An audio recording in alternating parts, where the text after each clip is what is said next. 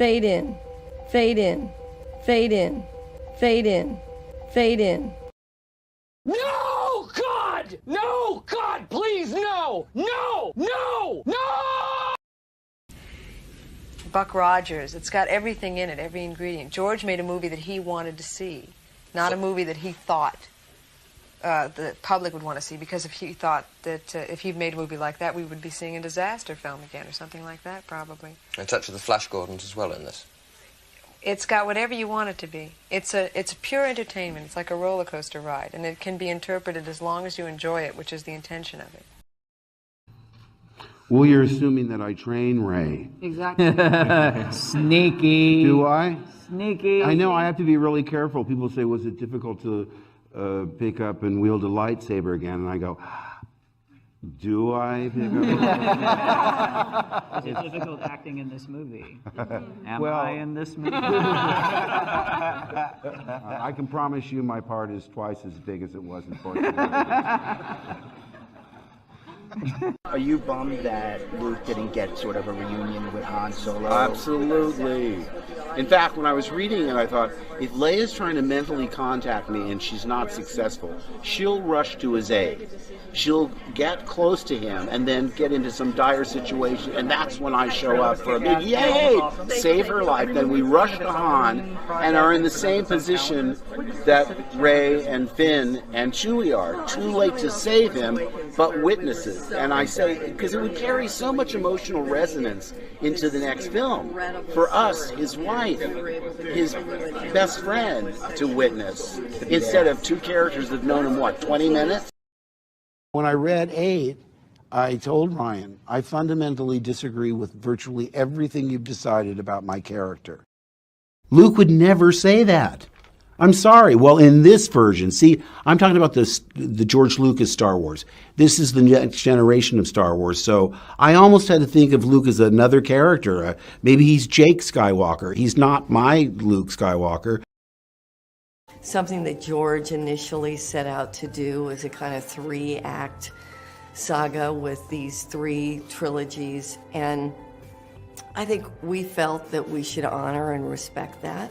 Liar! Liar! Liar! He's not my Luke Skywalker. I said to Ryan, I said, Jedis don't give up.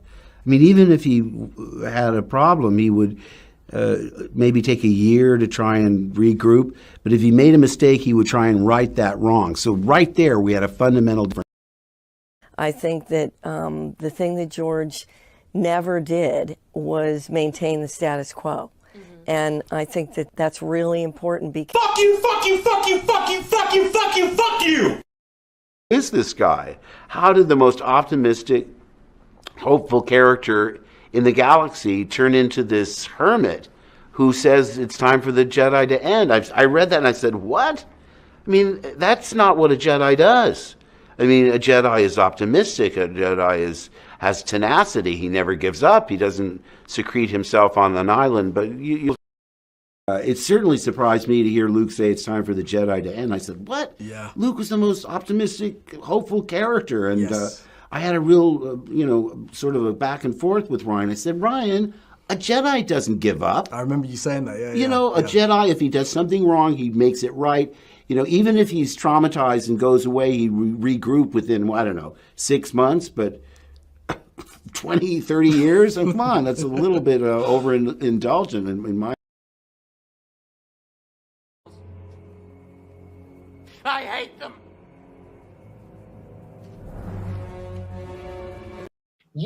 Have you been keeping Ray's secret from the beginning? Did you know about the parentage? Tell me about that journey of when you found out. No. At the beginning, there was toying with like an Obi-Wan connection, and then it really went, there were like different versions, and then it really went to that she was no one. And then it came to episode 9, and JJ pitched me the film and was like, oh yeah, Palpatine's granddaddy. And I was like, awesome. And then 2 weeks later, he was like, oh, we're not sure. So it kept changing. So then even I was filming and I wasn't sure what the answer was going to be. But this was incredible. Fuck you!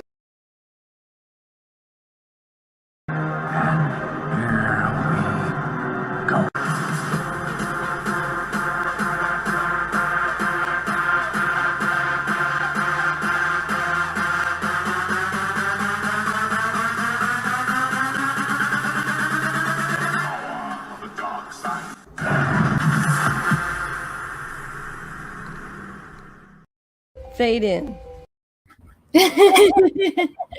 What's up, all my UX Rules droids and Wookiees? It's Anna, also known as that Star Wars girl, and I am joined by my lovely co-host, Jessie Milestone. Hello.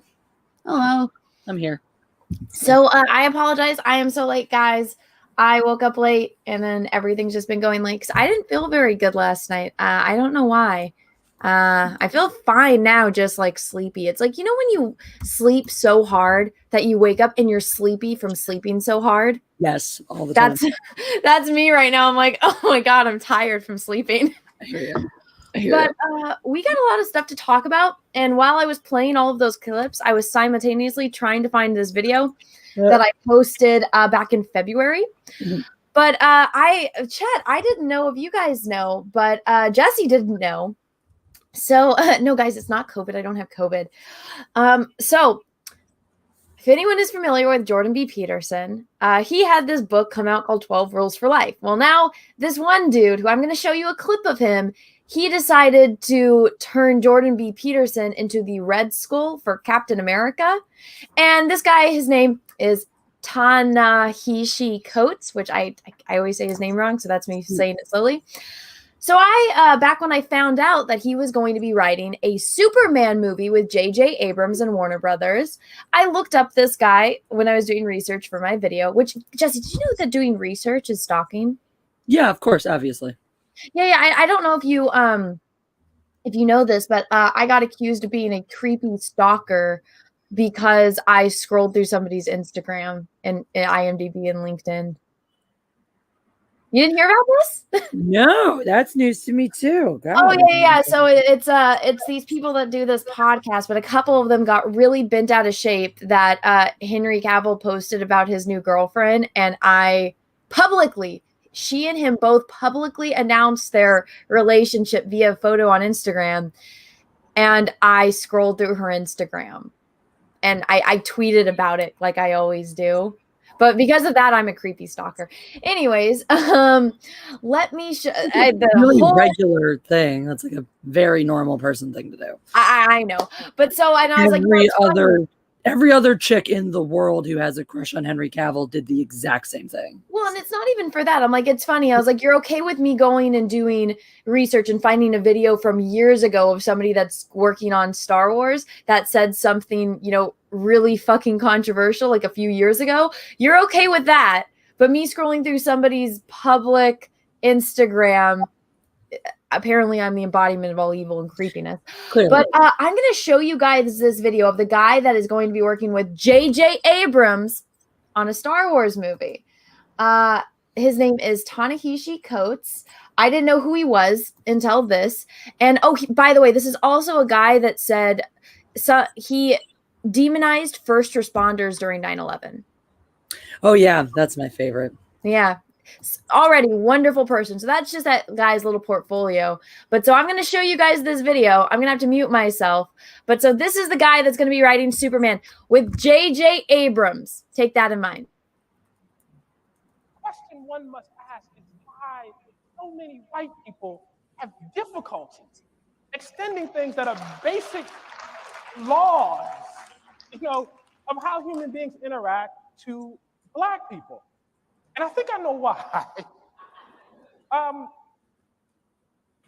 When you're white in this country, you're taught that everything belongs to you. You think you have a right to everything. You have a right to go where you, and you're conditioned this way. It's not, because you know, your hair is a texture, your skin is light. It's the fact that the laws and the culture tell you this.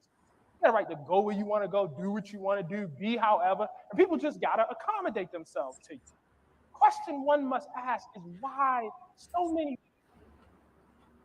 What do you think about that, Jesse? I think it's hilarious that people so desperately want to continuously ascribe traits to race that have nothing to do with race as a justification for why their life might not be as perfect as somebody else's. Dude, yeah. You're talking about human entitlement. It has nothing to do with skin color. I'll bet you act like an entitled fuck everywhere you go. Well, that's the thing that I find ironic. So and here's my thing. If you have to make it all about race, then you're probably racist. Like, so they're like, well, give me all of these movies that have POC characters and women in this. And I'm like, well, I don't know, because guess what? I'm not a fucking racist, and I don't sit in a movie taking notes on how many times a black person is on screen, or a lesbian, or a Latino person. It's like, I'm not a racist. I don't notice that thing. Exactly. You know? I don't quantify my movies by the skin color of the people in them. I quantify it by the quality of the movies. Well, so before we do get into that, I have this pulled up, which unfortunately I have to keep in my StreamYards, because so many people aren't aware of the actual definition of racism. So Jesse, do you want to read this for us? Love to. Racism, noun, prejudice, discrimination, or antagonism directed against a person or people on the basis of their membership in a particular racial or ethnic group, typically one that is a minority or marginalized. Now, I feel like the last part of that is actually I feel like that's more of an opinion. Also a late edition, by the way. Yeah, I think that is a late edition. If I pulled up an actual dictionary, it'd probably be a little bit different. But so my rule of thumb is if you say, oh, well, this is this about white people. Okay, I'm like, if you switch out the word white with the word black, would you still be okay with that sentence? If the answer is no, you probably shouldn't be saying it, because in my opinion, that kind of shows where the real racism is. So it's like, if you switched out, oh, you know, X people feel like they have any right to go wherever they want and they feel privileged. And I'm like, would you be okay if there was a white person saying that about a black person? I'm going to think the answer is no. So why are you saying it about, personally, I think the writing's on the wall with that one. And guys, if you want to go watch this tweet, I know it was a little quiet. Here is the link for that tweet. I had to go back through my Twitter, scroll pretty far back. So there you guys go if you guys want to go see that for yourself. But what do you think, Jesse? What do you think? I just really enjoy the excuses based on, like, it's the thing is, and he counters his own argument right there in saying it, right? He counters it right there. This is not because of the color of your skin. It's how you've been conditioned to act. Okay, Dad, that's not a race-based conditioning. Because not all white people are walking around out of that. I saw someone in the chat point out, not a callus on his hands. There are plenty of hardworking white Americans who have it a lot harder than Mr. Fancy-ass writer face over there. I don't see him, out working a labor-intensive job, working backbreaking work in a factory, doing some shit that, by the way, plenty of white people and Latino and people who look like him are out there doing, and not walking around with the sense of entitlement that he himself probably walks around with every fucking day. A sense of entitlement is not particular to your race. It's just that, a sense of fucking entitlement. Call it what it is. Don't hide behind fancy words so that you don't have to confront the bad behavior when you yourself are doing it just as much as anyone else. Well, Jess, you want to know something else? If you think that this guy might be a little privileged based on what he's talking about, he's written a couple. The reason why he's famous is because he wrote a couple books, and guess what those books are about? White people being terrible, probably. No, they're about him and white people being terrible. They're his like autobiography and his depiction of the world through his eyes. All of his books are about him. I'm assuming it's probably as self-righteous as I Know Why the Cage Bird Sings without half of the life experience to back it up. Yeah. Again, he was irritated when he was he was in New York City during 9/11. He was irritated by all the first responders because, first responders also, a lot of first responders died during 9/11. Gave their lives to try to save other people who were out there dying. Oh God, it must have been so annoying. All that sleep you lost because of the sirens. Mm-hmm. Well, so he decided to go and troll Jordan B. Peterson because this guy, Ta-Nehisi Coates, is writing a Captain America run, which is terrible. And in this run, he has turned the Red Skull, who was, for those of you that do not know too much about Marvel, he was a Yahtzee and did a lot of terrible things, was an actual villain, which is why a hero is only as strong as their villain. And if you have a weak villain, there's nothing for the hero to rise and overcome. And when you want to relate to your audience, personally, I think it is a good tactic to use real life villains. So if you're going to do something like historical fiction and you're going to use real world stuff, which, I mean, that's what superheroes are. the Marvel universe takes place in our world. It's just different. It's a fantasy world. So when you take in this universe, Nazis existed. Oh, damn it, I said it. Oh, well. And you take somebody like fucking Red Skull and Hydra, that's a really big villain for Captain America to overcome. So he has to be a pretty strong hero to overcome those bad guys. And now this dude has reduced the Red Skull to an online internet blogger preaching their 10 rules for life. This stuff right here, right? And they want to talk about, everyone wants to run around, oh, let's cancel and fire Gina Carano over saying things that we are going to deem anti-Semitic. The equating of Nazis to these things, to internet trolls, is really actually is incredibly insensitive to the actual history, to actually what went on, and to the monsters that these people were. It really softens the understanding of the monsters these people were and the atrocities that they committed. And it's really pathetic that they feel the need to do that. And especially when the whole thing is they are the ones running around screaming, wanting to accuse everyone in the world and their moms of being a Nazi, when real Nazis actually make great fucking villains still. They have consistently ever since World War II fucking happened. While it's happening, movies like Casablanca come out where they're the bad guys, and it plays, and it continues to play until today, making them literal swastika bearing fucks.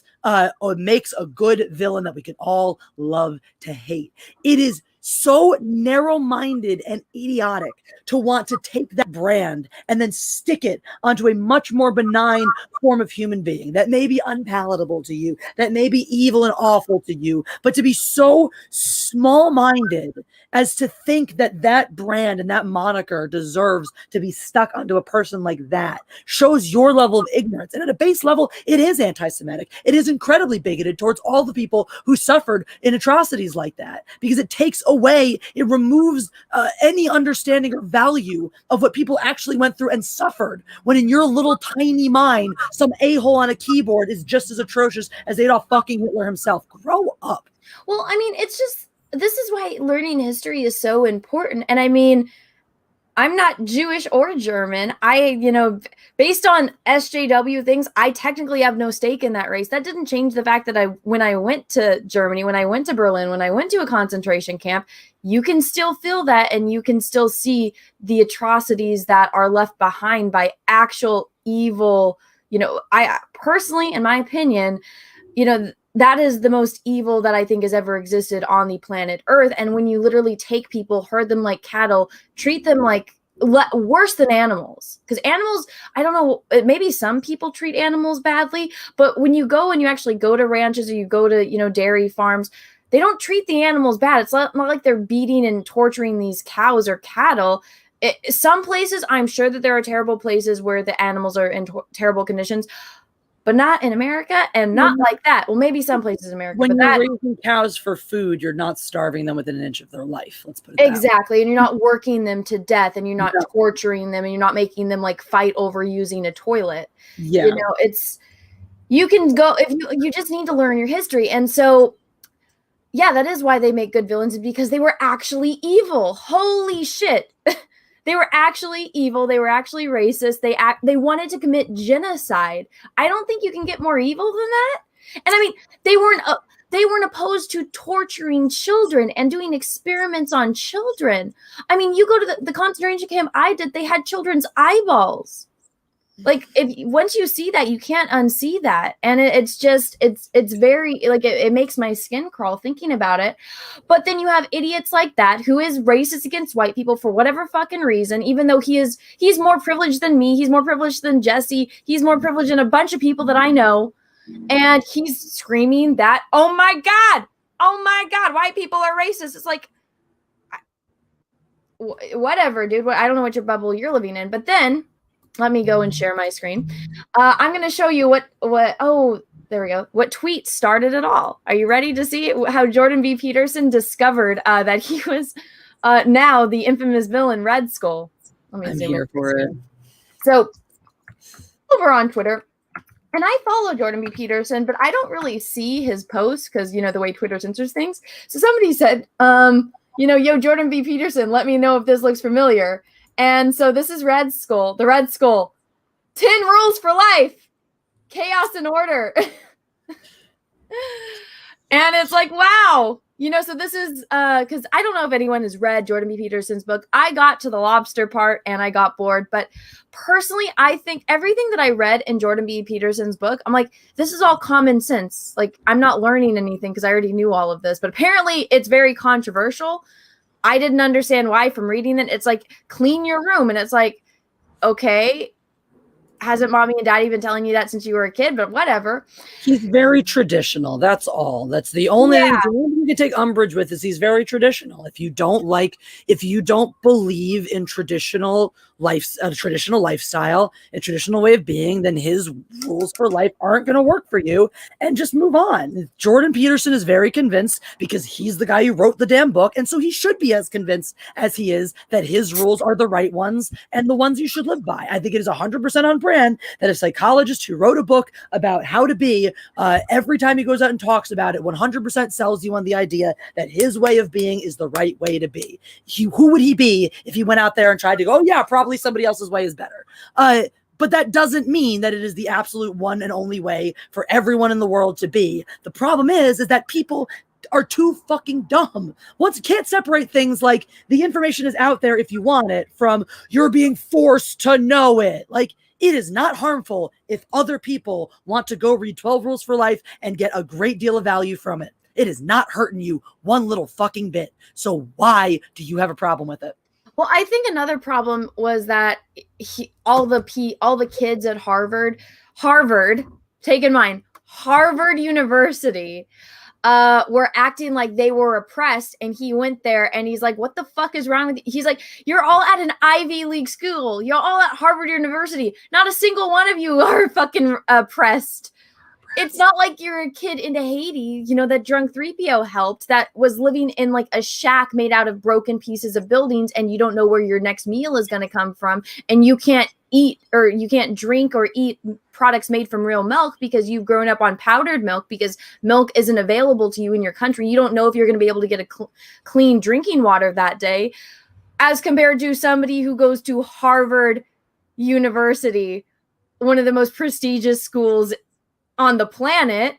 Oh my God, you guys are all terrible. They're all oppressed. And he basically told them, no, you guys aren't oppressed. Stop complaining. Then they lost their minds. And I think it also had to do with in Canada, if you the pronouns, yep. Yeah, if you misgender someone, then you like get a ticket or you go to jail. And he's like, no, you're not going to force me to do that. And he's like, if you introduce yourself to me like that, I'll call you by whatever you say, but don't make it a law. That was my favorite, because when that all came out, that was when the legislature was being introduced in Canada, he was very vocally against it. Everything, if you listen to the media, everyone wanted to tell you Jordan Peterson hates transgender people. He doesn't believe in pronouns. He won't blah, blah, blah. And if you listen, then the second I went to the source, the exact thing he said about it is, I have no problem if somebody tells me these are the pronouns they want to be called. I will probably use the pronouns they ask me to use, but I do not believe that it is okay to have laws that mandate speech. That was it. That was his entire stance. Which I agree with. That it's okay to have laws that mandate speech, which I 1000% agree with. I 1000% agree that irrespective of your opinion,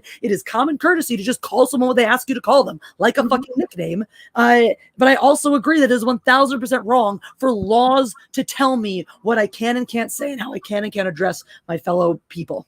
And it's a pretty, again, like you said, like everything that comes out of his mouth, a lot of it is very common sense based, even if you disagree with this. And actually, I was when I was first introduced to him, to what he talks about was from a single mother who really hated him because he's very against, like I said, non-traditional anything. He is very against single mothers, single parent households when it's possible to avoid them.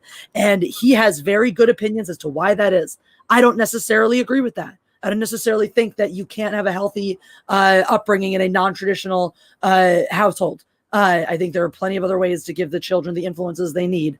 But I also think he's totally entitled to have that opinion about it. And again, it's not that polarizing. It's not like he's putting anyone down or shitting on anybody. He's just expressing the way he thinks it's. I think it's not even that he's telling other people that they're bad or wrong or evil for doing the things they're doing. He always puts it as, this is just the way he thinks is better based on his experience, his anecdotes, his research. That's what he thinks is better. One man's opinion. and the world is losing their mind over like he's like the most mild mannered. He sounds like Kermit the fucking Frog. I know. I like how everyone is just. I thought his voice sounded a little funny, but for whatever reason, my mind did not connect the dots to Kermit the Frog. And then now I was like, I went on Audible and I listened to his 12 Rules for Life, and I'm like, this is Kermit the Frog. Kermit is teaching me how to be a person. And I was like, this is so funny. Somebody should do like a video and just have Kermit like that. I'm going to catch some super chats as they come so we're not stuck at the end. And I know people don't really like that. So Carl, thank you for the super chat. I don't think the solution to racism is to hate the person you think is being racist. That just makes that person a racist as well as becoming part of the problem in a never ending cycle. That's exactly right. And that's the problem with what people want to brand as progressivism today is if you base your progressivism and your inclusivity on hating anybody who isn't like you, you're just embracing bigotry on a more face value than most of the rest of the population is willing to do. Mm-hmm. Wolfsbane, thank you for the super chat. You should watch Freedom Tune skit on this. Oh, okay, I'll check it out. Thanks for letting me know. Thank you for the super chat. And then I had another one come in from Matt G that said, hail. Well, hello. Thank you for being here. Russell Hall, thank you for the super chat. And it says, struggle cuddles enthusiast. It might be a time to selectively trim that intro. Yeah, I made it a little bit longer today because I was trying to find that video. I was scrolling back on Twitter and I told Jesse, I was like, the intro is going to be longer today because I got to find this before we start the stream. Orville Nation, thank you for the super chat. Hey, Anna, you might want to check Twitter DM I sent a few days ago. Blessings. PJ, okay, thank you for letting me know. Sorry you had to send a super chat. My DMs are all kinds of fucked up right now. But thank you for the super chat. Nathan Drake, thank you for the super chat. Henry Cavill would be a good Thrawn.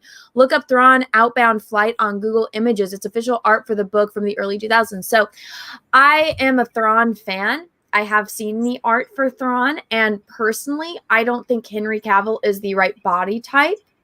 Oh my God. I'm saying something that Henry Cavill isn't right for the part. I'm sure he could do it, but he would have to lose a lot of weight, which I think he's worked very hard to get into the physical shape he is in.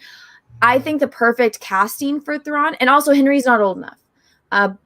I think personally the best casting would be John Hamm.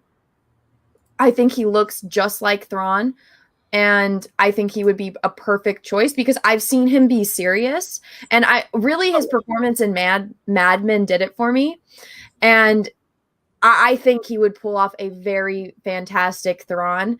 And I mean, if you look at different renditions of Thrawn, of course, the artist changed. But the way when I was reading the book, I was picturing John Hamm with, the blue and the red eyes that are just, and John Hamm is the correct age now to play Thrawn.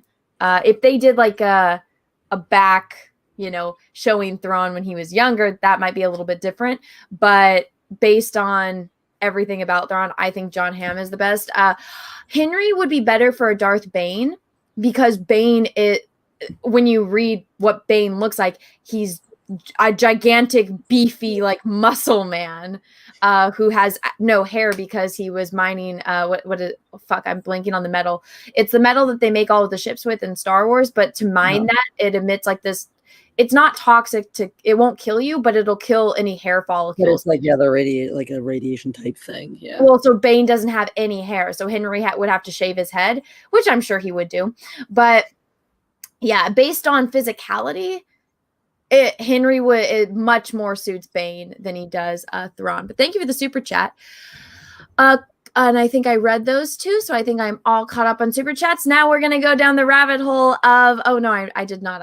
Some more came in, so thank you guys. I'm gonna try to be better about reading super chats as they come in and try to highlight them as they come in as well. I also see Cecil is in the chat. What's up, Cecil? Cecil, let me know when you can do that Tuesday stream with my comedian friend. I really want to see which one of you will tap out first. Russman, thank you for that. Douglas Maury has lots to say Coates in his book Madness of Cowards, and it's not good. Coates played liberal white guilt like a champ for money. Whoa. That's interesting. I will take notes of that. I will have to look into that. Thank you for letting me know, though. That's interesting. I like learning about these things. especially when it's somebody that is going to be writing a Superman movie with J.J. Abrams. I have to keep reminding everyone of that because it's important for something we're going to talk about later. Cryptid Zeker 415, thank you. Nazi is overused these days. In one of the recent Miles Morales comics, Miles called Dum Dum Dungan a fascist, and Dungan told him, "Kid, I fought actual Nazis." Yeah, you missed the super chat in the middle there. Okay. Yeah, from Claudio Rogadan. Oh, Claudio? Claudio. Okay. Thank you for the super chat, Claudio. What is bad about the 12 rules? It's just positive lies to advise. I don't see the negativity in Jordan B. Peterson's 12 rules. I kind of explained a little bit more about how he told a bunch of Harvard kids that they weren't oppressed, and they got pissed about that because they don't want to admit that they're privileged. Because I'm sorry, if you're going to Harvard and you're not on a full ride scholarship, or you're not like, because I know there's some people that really struggle to go to Harvard, and usually they do have some kind of struggle. But at the end of the day, you do have to pay the money to go to Harvard. So it's some level, and also the fact that you are intelligent enough to get into Harvard shows that you have a one-up on everyone else in the world that wasn't able to get in. So in my humble opinion, I don't think somebody going to Harvard is oppressed in any way. Yeah, honestly, having the mental acuity to get into Harvard on a full ride without the finances to back it up does put you in a certain class that has its own privileges. Being that level of intelligent and able to hone it enough to get that point at that point in your life, I'm still going to argue, even if you're there on a full ride and you got shit going on at home, I'm still going to argue, if you made it to Harvard, you're not oppressed. You made it. Yeah, you're not oppressed anymore, unless you want to blow it, blow it away. But that's your problem at that point. That's not you being oppressed. That's you not being able to deal with whatever. Loki, thank you for super chats are censored in their allowable content. Anyway, white guilt has prolonged racism. Thank you for the super chat. Yeah, they don't let you say certain things, which I mean, I think it's funny the way clever people are able to get around that by typing in stuff. So it just makes people more creative, I think, when you get limitations, but it is stupid that they are censoring. But thank you for the super chat. So this was Jordan B. Peterson's response. So somebody tagged him in this, and then he saw it and he's like, what the hell? And then he posted that this was his quote tweet of that. And he's like, is this from the same issue? Yeah, he did. Do you want to read Cap? Can you see that? Sure. It's the same for all of them, young men, weak, looking for purpose. I found the flag, you found the badge. They found the skull. He tells them what they always long to hear, that they are secretly great, that the whole world is against them, that if they're truly men, they'll fight back. And bingo, that's their purpose. That's what they live for, and that's what they'll die for. So he's just like, is this from the same issue? Because this is what people have criticized Jordan, it's all about Jordan B. Peterson, right? And then people are saying, I don't think it is, but then there's more. Do you want to read another Cap? Doesn't matter what the press says. Doesn't matter what the politicians or mobs say. Doesn't matter if the whole country decides that something wrong is something right. This nation was founded on one principle above all else, the requirement that we stand up for what we believe, no matter the odds or the consequences. When the mob and the press and the whole world tell you to move, your job is to plant yourself like a tree beside the river of truth and tell the whole world, no, you move. So this is not from that Ta-Nehisi Coates issue. This is from the Civil War comic. So it's like, so you get to see what Captain America used to be like as compared, and even the art, like, oh my gosh, it's just worlds different. Like, it is. Look at just even the paneling. He's all in the first ones show, like, you barely see him. It's like they're ashamed to put their own hero front and center. He's practically looking away in the one panel where you can fully see his face. Like he's ashamed to exist and to be a man. And in the other one, he's there telling it doesn't matter if the entire fucking world is against you. You sit there and you don't move. Like, it's really interesting how the art reflects that too, Like, that's a man. No, so I'm showing you from two different issues. So this is back when Captain America was actually Captain America and actually believed in the stuff that Captain America believes in. And then this new one that Ta-Nehisi Coates is writing it's Jordan B. Peterson is supposed to be Red Skull, and Captain America does no longer believe in the things that he used to believe in. So it's just showing the degradation and destruction of characters. And in this universe that Ta-Nehisi Coates created, a Nazi is a better, well-minded human being than Captain America. Think about that. That is what this dude has done. And I love this from Cecil. Cecil posted this because Jordan B. Peterson made, because, you know, it's Hail Hydra, it's Hail the Lobster. And so it's like, yeah, Ta-Nehisi Coates tried to turn Jordan B. Peterson into the Red Skull. Jordan B. Peterson went up to him, made a bunch of Hail the Lobster merchandise, and has made more on that than he has made in the entire run of Captain America. That's amazing. But also, and I keep bringing this up because, so, you know, I found this interesting. So we're going to talk about Star Wars leaks now. We're going to transition over into Star Wars leaks. But I want everyone to keep in mind, because these Star Wars leaks are all about J.J. Abrams and how there is a J.J. Abrams cut of The Rise of Skywalker out there. Now, take in mind, I thought it came out at a convenient time because I'm like, oh, well, all of that is going on with Jordan B. Peterson and this, you know, this Ta-Nehisi Coates dude. You remember when there was a George Lucas cut of The Rise of Skywalker out there? There's a cut of everything out there nowadays. Right? People say the most crazy shit. But so this is all going on. Conveniently, all of these Star Wars leaks show up on Reddit, right? And I, you know, me being up to date on my Superman news, I'm just like, wait a second. JJ is going to be the savior according to these, and JJ is the bestest person in the entire world according to these leaks. But I'm like, what's going on right now? Oh, well, people are starting to discover this dude, Ta-Nehisi Coates, just turned Red Skull into Jordan B. Peterson. Jordan B. Peterson is making a complete fool out of him, like Cecil highlighted right here. But also, who is he going to work with? Oh my God, he's going to work with J.J. Abrams. And people are starting to find out about that. And it's going to look like it's going to, blow up in their faces. And then conveniently, all these Star Wars leaks highlighting what a great person J.J. Abrams is come out right after all of that happens. I was like, that's a little too suspicious for my taste. But I'm going to read some super chats, and then I'm going to figure out what Jesse thinks about all of this. Cesario Japan, thank you for super chat. Ideal JJ Star Wars cut. After the Rise of Skywalker name claim scene, it cuts to a scene of Grogu moaning and crying awake from sleep with Luke Skywalker comforting Grogu. Bad dream, little buddy. Oh, That's the only acceptable cut of the Rise of Skywalker. Benny Canuck. Thank you, Super Chat. Jordan B. Peterson fought against making Bill C-16 law here in Canada. That's why people are attacking him. People are too soft. We need free speech in Canada. That was the pronoun Bill. Okay. I was going to say. The bill that made it illegal. So specifically, it's the bill that made it illegal to purposefully misgender somebody. So whatever the Canada's not a real country. Dr. Nails, thank you. Regarding what Anna said about hatred, resentments is like drinking poison and waiting for other people to die. St. Augustine.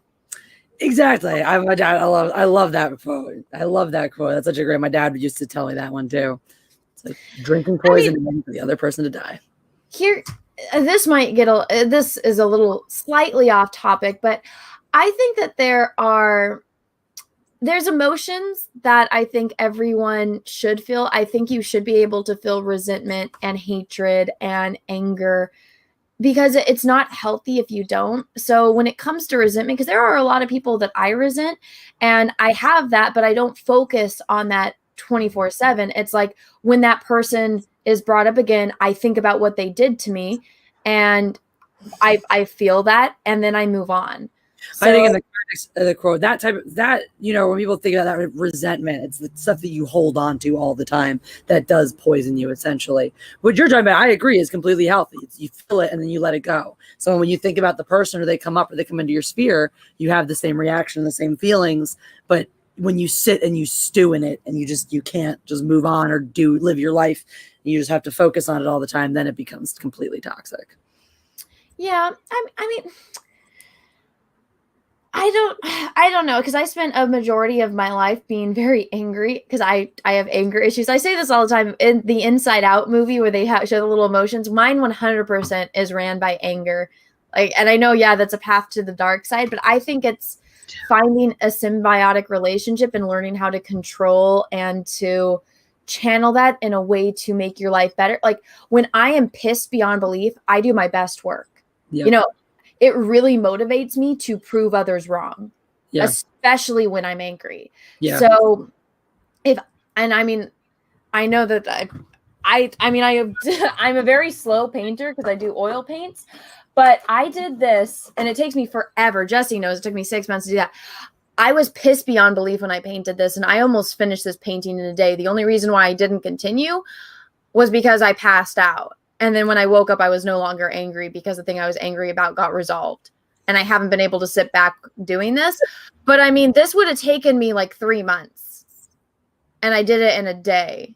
Oh, yeah. So anger really motivates me. That's not holding on to it or stewing in it, though. That's channeling it and using it. Like, that's the opposite of the stewing in it. And like, well, it's sitting, it will, I mean, if you're sitting there thinking about it, and yeah, I am channeling and getting motivated. That's how I exercise mine too. Like, sometimes I'll get really into a task like that, and it's like, yeah, I'm like churning through it. I'm like cranking through it, and I feel like I'm just marinating in it. But because I'm doing something kinetic with that energy, usually, like when I'm done, it's like, it's gone.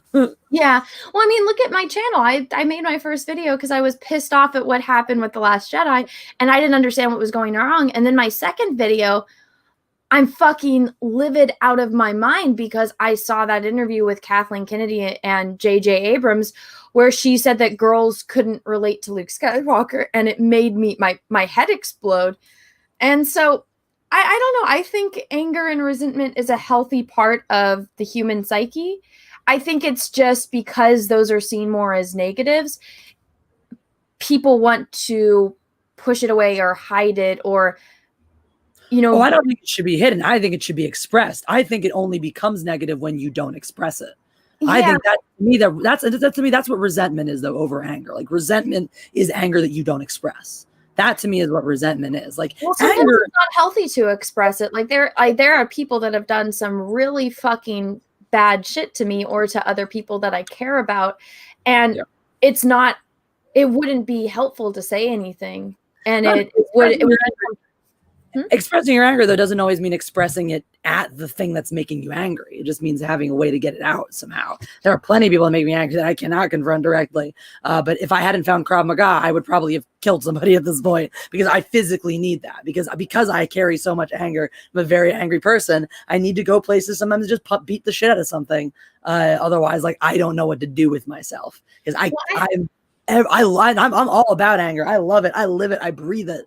But it's got to go somewhere for me, because if it stays in it, if it stays in, then I can't live. I can't function.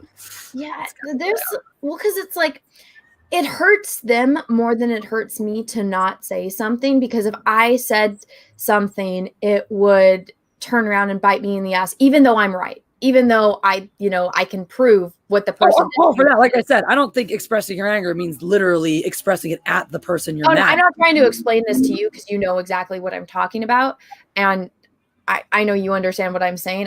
I'm explaining to the chat, but I mean, I feel like in today's day and age, it's bad to be angry. It's bad to have hatred. It's bad to hold grudges. I don't think so at all. I think if you don't, you're going to be a pushover, and people are going to continuously take advantage of you. I mean, if I see the way other people interact, and it's like that one like little meme that goes around. It's like, pay attention to how a person you're with treats the waiter. If they're a shitty person to a waiter, but they're nice to you, well, they would treat you the same way they just treated that waiter if you were in that position. So pay attention. And that's what I do. I pay attention to the way other people, even if they're nice to me, they might be treating somebody else like shit. And it's like, well, does that person have a reason to treat that person like shit? If the answer is yes, then, that's their business. And, maybe depending on how much I have to interact with that person, how much research I'll do on what that situation was. But if that person is just being an asshole for no reason, I'm going to pay attention to that. So that way I don't get stabbed in the back or the face or something like that. So right. when it comes to holding grudges, I mean, I hold so many grudges against people. And, you know, I say this all the time. I'm like, this is how I measure how much I hate a person or not. It's like, would I save you in a zombie apocalypse? Because there are some people that I passionately hate. But if I had a chance to save them in a zombie apocalypse, I would do it, even though I hate them. That's your metric for how of what you hate somebody. My metric is just straight up, if I could murder you and get away with it, would I do it? Oh, well, so this kind of goes into that. So there's three levels. There's I hate you, but I would save you in a zombie apocalypse. There is number 2, which is I have the opportunity to save you, and instead of doing so, I walk away. And then there's 3, which is I have the opportunity to save you, but instead I push you into the zombies. I need number 4. I have the opportunity to save you. Instead, I shoot you in the head with the shotgun and go, oops, I was aiming for the zombie behind you. Well, see, the thing with that is you're wasting ammo on them. I wouldn't waste ammo on them. Well, if there was actually a zombie behind them, I would just make sure that the spray would kill the zombie as well as them. So you know.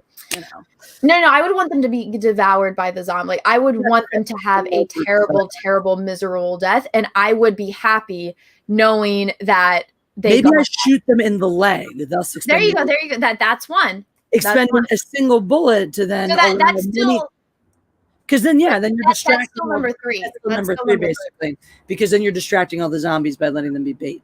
That's if you shoot them just like lightly in the leg, then they can like limp off, and all the zombies will go chase them while they're screaming. It'll be perfect. See, people are gonna clip this and take it out of context, but honestly, if I explain to you what people and what they've done to me, why they would be in each category, I think everyone would understand.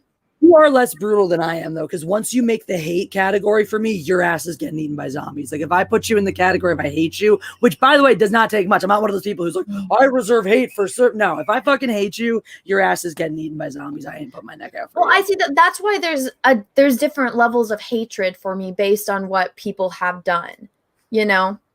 And it's... You know, it's like, so I'll use an example. So even if it's like somebody that I don't know that never did anything to me, if you have hurt a child or an animal in any way, like Cecil always says this, all pedos get the rope. Yeah. If you're a fucking pedophile and you're doing terrible things to children, I think you should die. I concur.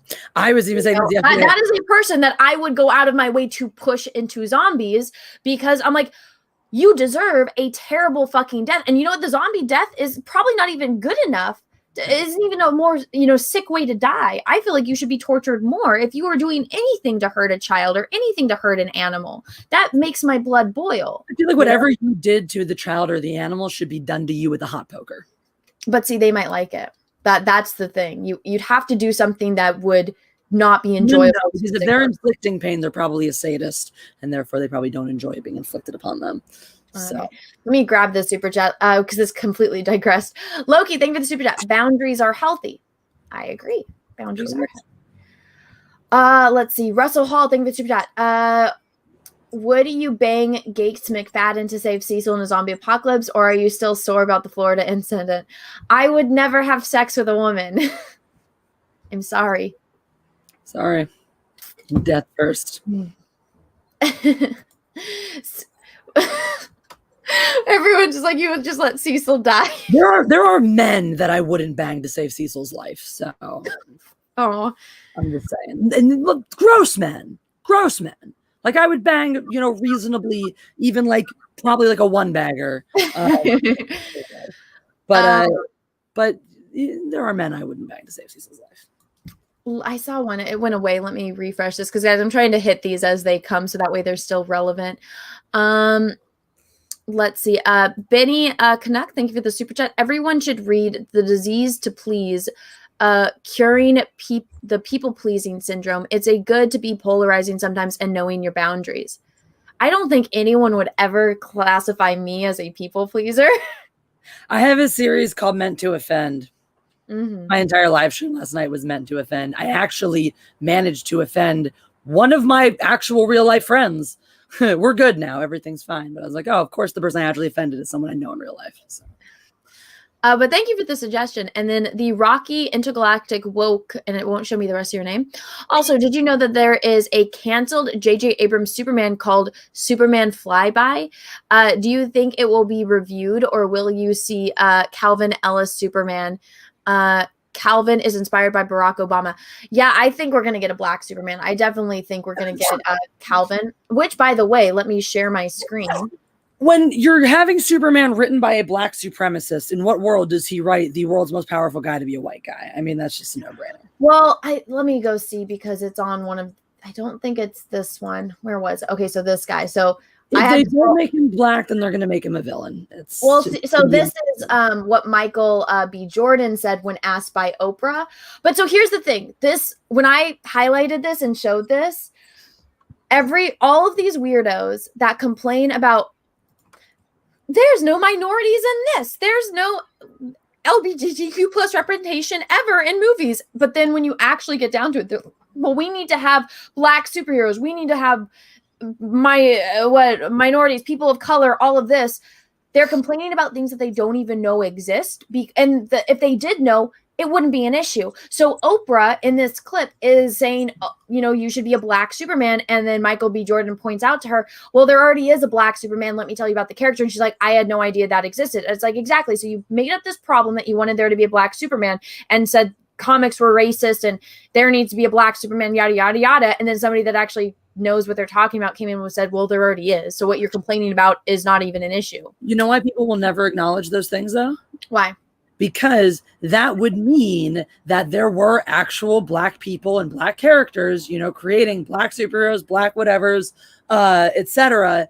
And their asses were not supporting it. So they cannot admit that this shit exists, because that would mean admitting that, no, this stuff was out there. And the reason it didn't succeed is you did not go support the actual black voices already doing it. You just want you to be supported. You just want your handout. The biggest equivalent for a black Superman would be Icon. And no, all of these woke people that complain, oh, there's never been a black super. This was my big thing, Jesse. Okay, so Black Panther's the first black Superman or superhero movie. In my head, I was like, didn't you guys see Spawn? I know that movie isn't the best movie ever made, but I remember when I was a kid and I saw Spawn and I was freaked out by the other characters. But that is still a superhero movie where the character is a black man and he comes back from the dead and he is Spawn. Yes, I know he's like an anti-hero, but still, that is still a superhero movie with a black lead. Also, I was like, what about Blade? Wesley fucking Snipes, badass extraordinaire. Those movies are movies based on. Are we done? We done now? Cool. Movies based on comics that have a long history and a long fan base, for the character. Y'all are just too dumb to realize it's out there. Yep. Let me read the super chat. Claudia, thank you for super chat. Ray can turn people over to the dark side, to the light. I thought being on the dark side was just a state of mind, not being possessed. Yeah, they don't know anything about Star Wars. Did you know that Ray can force heal people to the light side? That's not a thing. It's not, but they made it one. Cecil, thank you for the super chat. I'd bang a guy to save you too, specifically Peaches. Go fuck yourself, because you're not touching Peaches. And then you have to save us, Cecil. Russell Hall, thank you for super chat. Just trying to figure out where Cecil ranks on the totem pole. What if Tulip and Baby Yoda were both at risk? You didn't have to use your mouth or hands. I don't know. Wait, no. Tulip. That's my baby. I'd kill the person that's trying to kill Tulip. That's what would happen. I'm like Captain Kirk. I don't believe in no-win scenarios. I would be able to get out of that situation without having to do anything with a woman. This is why we're friends. Because I answer the same way you when I'm in these. I'm like, I just wouldn't. I would just have another answer. Exactly. There's no situation that I wouldn't be able to figure it out. Exactly. Dinah, thank you for the super chat. SJW should make their own comics, not ruin existing franchise. That's the thing they tried. I actually know they don't. Actually, some SJWs have tried to come out with Indiegogo stuff and it epically fails. But they're not creative enough to make their own characters. That's why they infect others. But so I'm going to play you guys this clip and we're going to talk about it. We're not getting sound.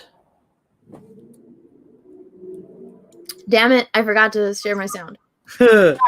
Thank you for telling me that. You're welcome. Okay, here we go. Now we'll see. It's flattering and very humbling that they would like. Would you like to be Superman? It's tough. You know why? Because I hate being a businessman also, and like understanding both sides of the situation. And I think there's a huge upside to it, but then there's just being under that microscope of just being picked apart and compared to so many different versions of Superman. I would rather do something original. Really?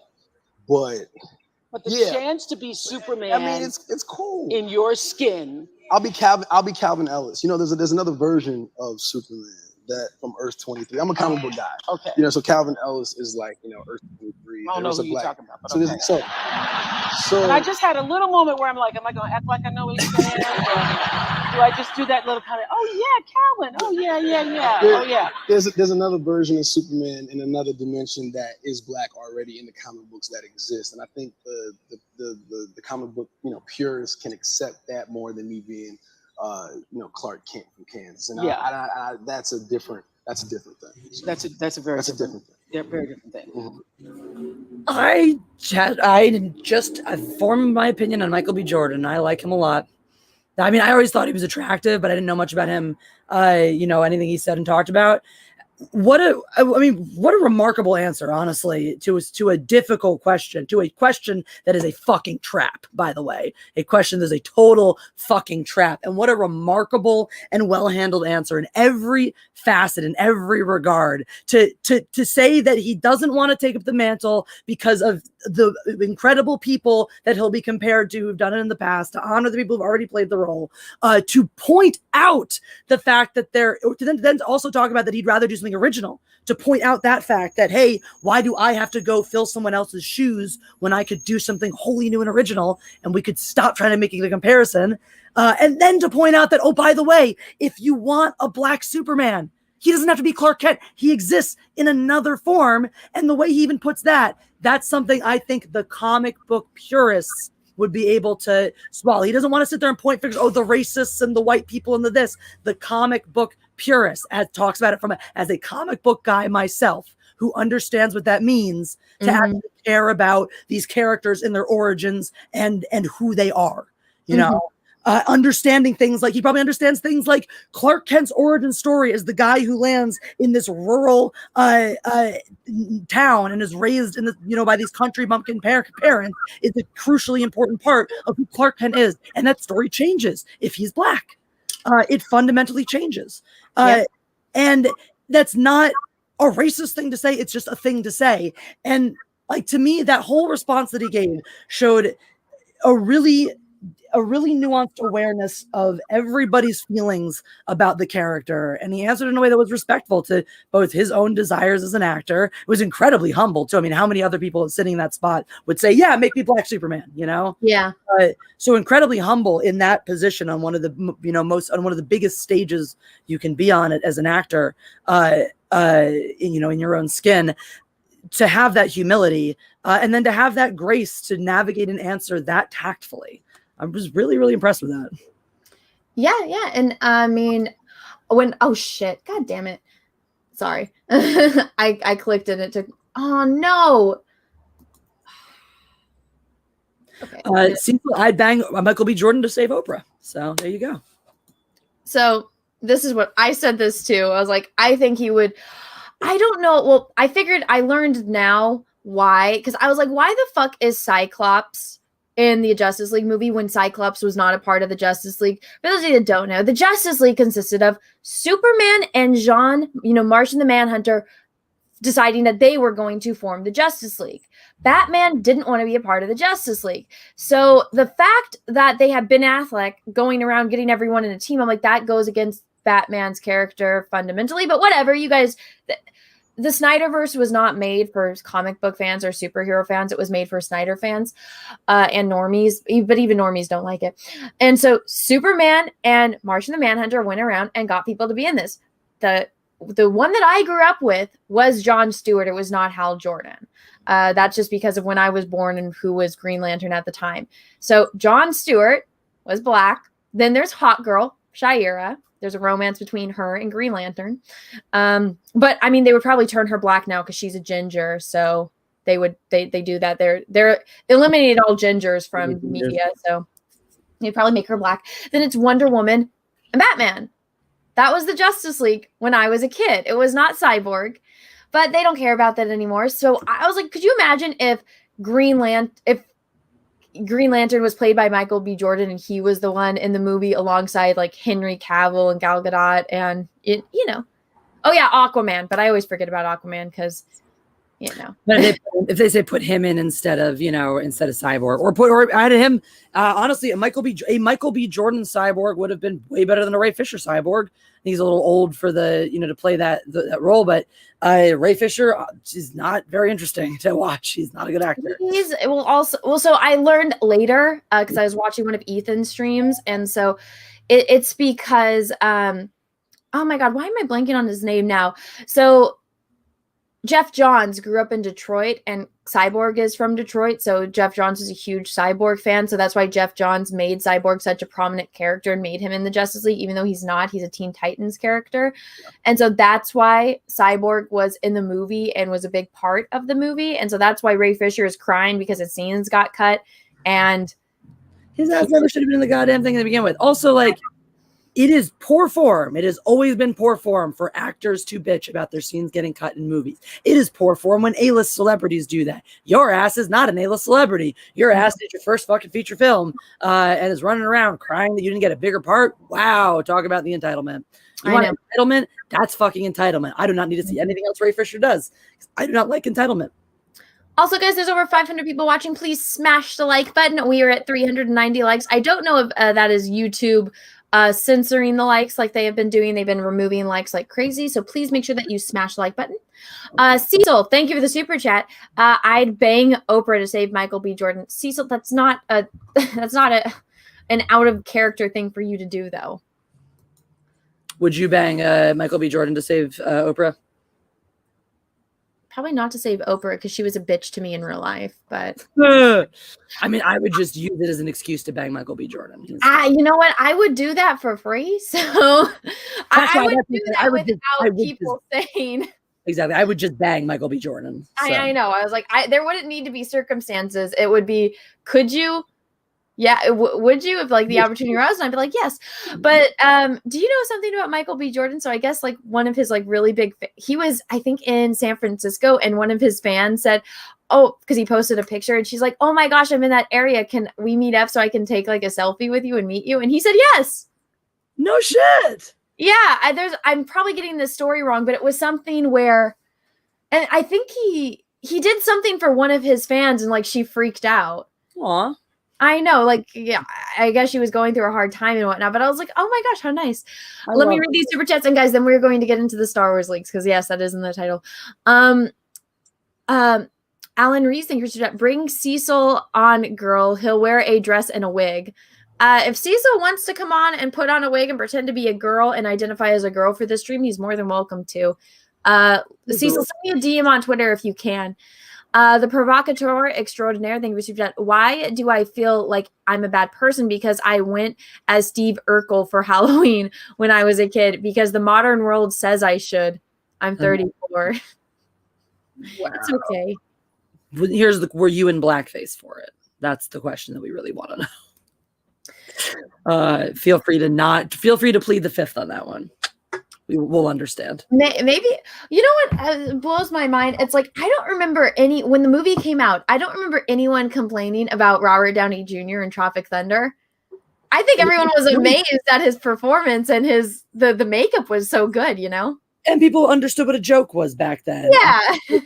the thing is, the whole point was the movie was in on the joke. The movie was in on the joke of how ridiculously tasteless it was for this white man to be running around pretending to be a black man. That was the point of the fucking joke. And so nobody batted an eyelash at it because it was the punchline. Yeah. And now people don't understand how to take a fucking joke anymore. Mm-hmm. Well, I was like, if anything, it'd probably be worse, like, because they're making fun of Forrest Gump in the movie. And I'm just like, that was what got it for me. But I love how, people said, well, if Iron Man was black, who would you want to play him? And it was still Robert Downey Jr. It's like, who else? Dinah Little, thank you for super chat. Another manga, not anime recommendation. Umi Neko no Naku Koro ni. One of my favorite guilty pleasures. Also, you missed my $20 chat. I am going back and reading them. I apologize. I try to catch them as they come in. A struggle cuddles, meaning Russell Hall. Thank you for super chat. Jesse, what about you? I bet you'd bang Gates McFadden to save Cecil or Anna. No women. Vaginas are terrifying things unless they belong to me. Oh yeah, you're right. I did miss this one, but thank you for the super chat, Dinah. Hey, Star Wars girl, how's it going? 20 for you, and another recommendation: Black Butler. Thank you. There's a joke in that. There's a joke in that, and I'm not going to make it.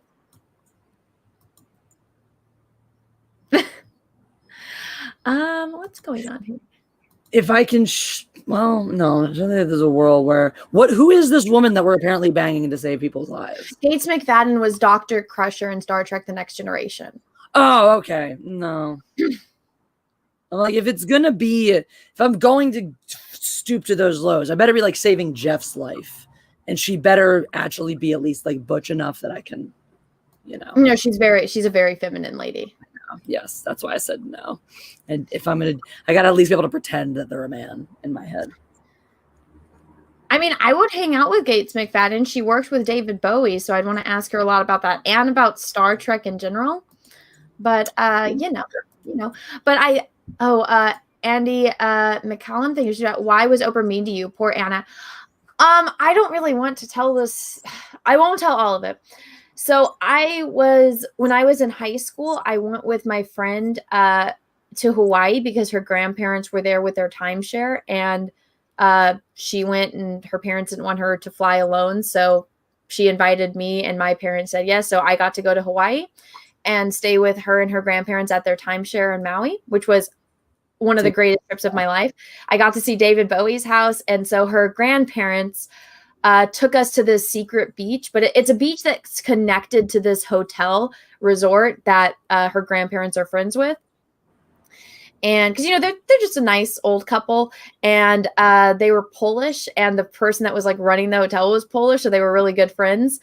And we were on this beach, and it was literally just like this part of it wasn't like it was private, because it wasn't. It was this beach was owned by the hotel. It was on the hotel property. Mm-hmm. And so this is it was more for like parents with their kids kind of beach. And so it's because, the waves aren't really big and it's kind of secluded, but it's still on hotel property. But over to here, because Maui is the island that all the rich people have houses on, because there's this one bay that's like really beautiful. And so that's where all the rich people live. And so someone in question that might be in the super chat had a house there and just happened to not like that people were ruining the view of their beach and asked everyone to leave except for a specific family that did not know. And the specific family might have been a certain ethnicity that the rest of us were not. And the police were called, and it was all of this drama. And as a kid, I was a young teenager, I was 16, seeing that and seeing the way that a woman like that would treat people, I was like, yeah, my opinion of you has been shattered for life. I don't have a particularly positive opinion and never have. I respect the hell out of what she's done and what she's built for herself, but I can respect the hustle, but the entitlement is real. The utter entitlement, And she's out of touch. Like, that's the thing. Like, at some point, sure, when she was building herself up and making her blah and whatnot, I'm sure she was really in touch with the regular person and understood what it meant to struggle. But that is so far removed from her life. That woman has no idea what it's like to be a regular person anymore. Well, I remember there was this. I watched this one. We were at my mom's friend's house, and she had she just had the TV on, and then Oprah came on. But it was like this lady who had a kid, but then her brother died. Him and his wife died, and so she had to adopt his 5 children along with. And she already had a kid, and her husband had left her. Just walked out on her and her kid, and so she took in her brother's 5 children. So she could, because she didn't want the kids to get split up. She's like, those are my brother's kids. I'm not letting my brother's kids go, to an orphanage. So she was a single mother raising 6 children, and she lived in a 2-bedroom apartment, and she was just a cashier at Starbucks. And so she, every single dime went to like feeding and rent. And so she worked 7 days a week, 365 days a year. Yeah. And so Oprah they said, oh, each kid gets a shopping cart, go into Toys R Us, and whatever you get in the shopping cart is what the kids are going to have, because they don't get Christmas presents because they can't afford them. And then they're like, oh, well, all these toys aren't going to fit in your apartment, so we're going to get you a bigger apartment. And she went on like this thing, like My Life After Oprah. And she's like, yeah, it was great. But then afterwards, she's like, I couldn't afford this apartment. I couldn't afford this. I couldn't afford that. And so it's like, it's nice all at once when somebody is giving you all this for free. Sure. But saddling someone with a bigger apartment isn't great unless you intend to permanently pay the difference, Mm-hmm. Saddling someone with something that's just going to be the big thing was that they helped her get a better job too. Yeah. Yeah. And like getting a day off, and they took her to a spa and so it's like, you can help people, but at the same time, it's like, it's teaching a person to fish instead of just giving them fish. Because if you give a person a ton of fish, they're gonna have that fish, but what happens when the fish runs out? Exactly. But thank you for the super chat. You're both being ridiculous and selfish. Banging a woman isn't that bad, honestly. I wish I could do it more often. Just close your eyes and think of Cecil. Ew. I don't want to close. When it comes to that, I don't want to picture Cecil anywhere near that. The opposite of what I wanted to picture. Sorry, Cecil. Yeah, sorry, Cecil. Not that sorry though. I'm sitting there going, why am I smelling cheese? And I look over, and the Pancake has opened up a bag of cheese puffs and had taken one out to just help himself and eat it on the floor. Oh, of course. What do you think of Super Chat? I have always been saying since the beginning, why is Cyborg in the Justice League? He's a damn Teen Titan. Jon Stewart should have been there. Yeah, that's exactly what I said, and I explained it a little bit, but thank you for the Super Chat. Cecil, thank you for the Super Chat. I'm pretty sure Russell Hall is Gates McFadden. I know, at this point, it just seems like it's Gates McFadden trying to get people to bang her. I guess so. Russell Hall, thank you for the Super Chat. We all live vicariously through fiction. That's very true. Dinah, thank you for the super chat. Another manga, not anime. Oh yeah, you read that one. Let's see. Russell Hall, thank you for the super chat. You're both being ridiculous and selfish. Banging women isn't that bad. Honest. Oh yeah, I think I read that one. Yeah. Claudia, thank you for the super chat. Random thought in the show. Drake and Josh. Josh kissed a woman once, and it was a man, and it was really funny. People would kill that show nowadays. Yeah. Yeah, that used to be such a great trope though. And the thing is, usually when it came up in a sitcom or even a kid's show or whatnot, it was always like the person who was put in the situation was freaking out because like, oh my god, I can't believe I kissed a man, or this, or like the man came on to me or whatever.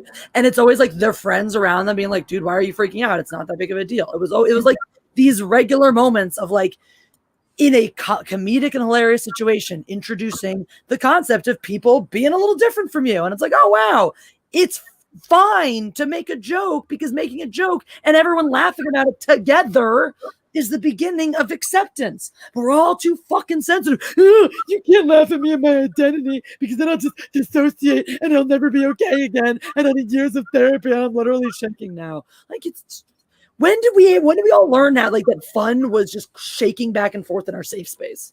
I know. MJ1 Media, I think we should bet Cyborg is a Teen Titan, but I can't see him in Justice League when he's older. Well, see, that's kind of the point. It's like the Teen Titans were their own things, and then as they get older, they evolve into something else. I mean, look, Robin turns into Nightwing. He's Robin, and then he becomes Nightwing. It's like there's an evolution of like the characters as they grow up. Yeah. And so I don't think introducing him in the Justice League, unless you were going to do a spinoff with the Teen Titans and him starting the Teen Titans, but at that point he's not a teenager. So it just, I think it was completely misplaced, and I think it hurt the DC universe. It should have been Green Lantern. Yeah. But thank you for the super chat. And if the whole thing was, oh, we can't have Green Lantern because that one movie with Ryan Reynolds did terribly, it's like, okay, so have Jon Stewart, not oh my god, what is his name? Hal Jordan. Oh my god. Hal Sparks. I'm like, that's a comedian. Russell Hall, thank you. Here's a believable scenario. Cecil kidnaps Jeff and Peaches, and he'll cuddle the living daylights out of both of them unless you double Teen Gates and Fadden. Also, one of you has to dress as a nurse. No, you know there's no way Cecil could kidnap Jeff and Peaches. The unbelievable part of this scenario is anybody kidnapping Jeff. I know. I mean, I know he's lost a lot of weight recently, but still, that man is unkidnappable by a single Cecil alone. Mhm. There would need to be many Cecils, or he would need several accomplices. And that's the thing is, even if you can knock him out, you're going to need more than one Cecil to get him into your car. So, yep. I mean, Cress Indu, thank you for why do I smell cheese? Me with nachos in my mouth. How the fuck did she know? I know everything. I'm psychic. Give me. Thank you for the super chat. Russell runs with fandoms. Thank you for the chat. Hey, ladies, Jesse, have you ever considered a Mia Farrow haircut? I think you could really rock it. Doesn't she do the short bangs? Or didn't she do like the short bangs? Because I don't like that. No, it's like literally this long, like the Rosemary's Baby length. Yeah, That's the super micro bangs. I don't like that, but she did the flappers cut when she played what's her face Daisy in Gatsby, and that was Mia Farrow. Didn't Mia Farrow in the one with Robert Redford? No, that's not. Oh, that was Mia Farrow. Mia Farrow and Robert Redford. Oh, okay. I thought you were talking about the Leo one. No, I've never seen that one. I'm not going to watch that one. I'm talking about the real one with Robert Redford. That's one of my favorite lines in cinema, where the guy who plays Nick says, they say you killed a man. And Robert Redford looks up with his eyes that would make your panties drop in a fucking heartbeat and goes, just one? And I'm like, you can fucking kill a man in my bedroom any minute. And that man, and you're impregnating me. My mom told me, she's like, I never liked Robert Redford. I was like, and she's like, he just didn't do anything for me. And I'm like, Robert Redford?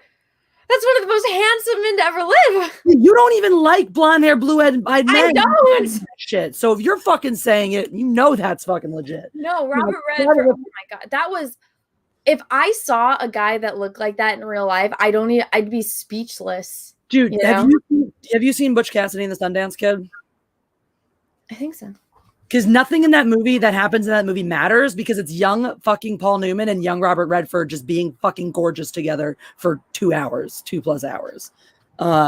It's a great movie aside, except for that one weird long interlude in the middle. But it's just two gorgeous cowboys. Yes, cowboy movie. Yes, I have seen that. Two gorgeous cowboys. It's been a very long time, but yeah. It's just sex. It's just sex on screen. Oh my god. All right. Well, I've been putting this off for a minute, but okay. So I will have this up on screen. Thank you for the super chat, guys. We're gonna move into the leaks, but the rest of all, thank you for the super chat. What if Gates McFadden hasn't seen Star Trek? No, because she's fucking in Star Trek. Cecil, thank you for the super chat. Puppies and candy would get a big lug in the van. You mean me? He's talking about Jeff. He's going to lure Jeff into the van with puppies and candy. You know what? If you had Shit Pancake in the van, it might work. He really loves that cat. You had all the cats in the van, and they were like all being cute there. And then not candy, but if you had a steak, like the smell of a sizzling steak, then you might get him. But puppies too. Puppies will get him. He likes puppies. So I'm going to run inside and pee real fast, but can you read this? Yeah, of course. Okay, you can read this, And then by the time I get back, you'll probably be done and have said your piece on it. So I read half of this yesterday, so they know my opinion up to a certain point. But if you want to read this, oh, here, do you want? Let me send you the link if you want to pull it up on your screen so you can. That'd be easy. I think it's in the private chat, but here, the most recent one I just sent in the private chat is it. If you want to get that up and share your screen. Mm.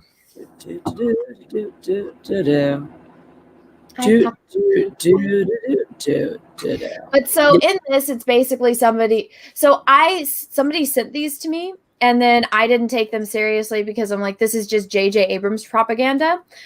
But then Ryan was doing a live stream, and sorry, you take off that. The what? It's doxing your email. Oh, sorry. Does something pop up? Oh shit. Yeah, take that off. Why? Okay, it's just my email address. This is not too big a deal. There we go. Okay, got it. Good. Okay. So Ryan, I was watching bits and pieces of Ryan's live stream, but he said that the only reason I did a video on this and has been taking it a little bit seriously is because a bunch of leaks came out before The Rise of Skywalker came out that were all true.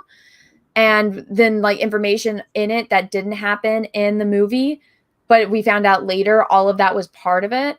So it did happen to be true. So I was like, all right, I guess I'll look into it. And I'm like, it's literally just J.J. Abrams propaganda to be all promoting of him. And I was like, oh, I wonder why. Is it because all the stuff with Red Skull and Ta-Nehisi Coates and getting trolled by Jordan B. Peterson to make him look better? But if you want to read it, I got to the point where it was like in the middle of talking about the sequel trilogy. So if you want to read that while I go to the bathroom, and I'll be right back. Yeah, sure thing. All right, what happened with the Disney sequel trilogy? Hold for small dick syndrome.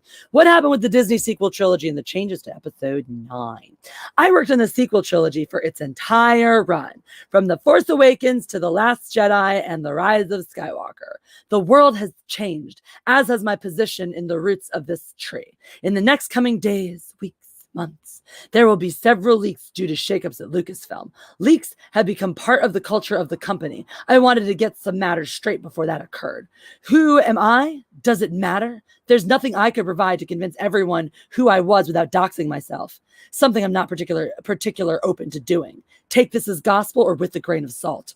No, if you can't even suggest what your role might have been with the company or on these films, because the thing is, you don't say I work with Lucasfilm, you say I worked on the sequel trilogy. So what, did you read like a fucking PA? You probably wrote goddamn PA and you don't know shit. You're making shit up and trying to use that as or you probably don't even have a connection. You're just literally lying because you're a person on the internet who is literally bothering to go out of your way.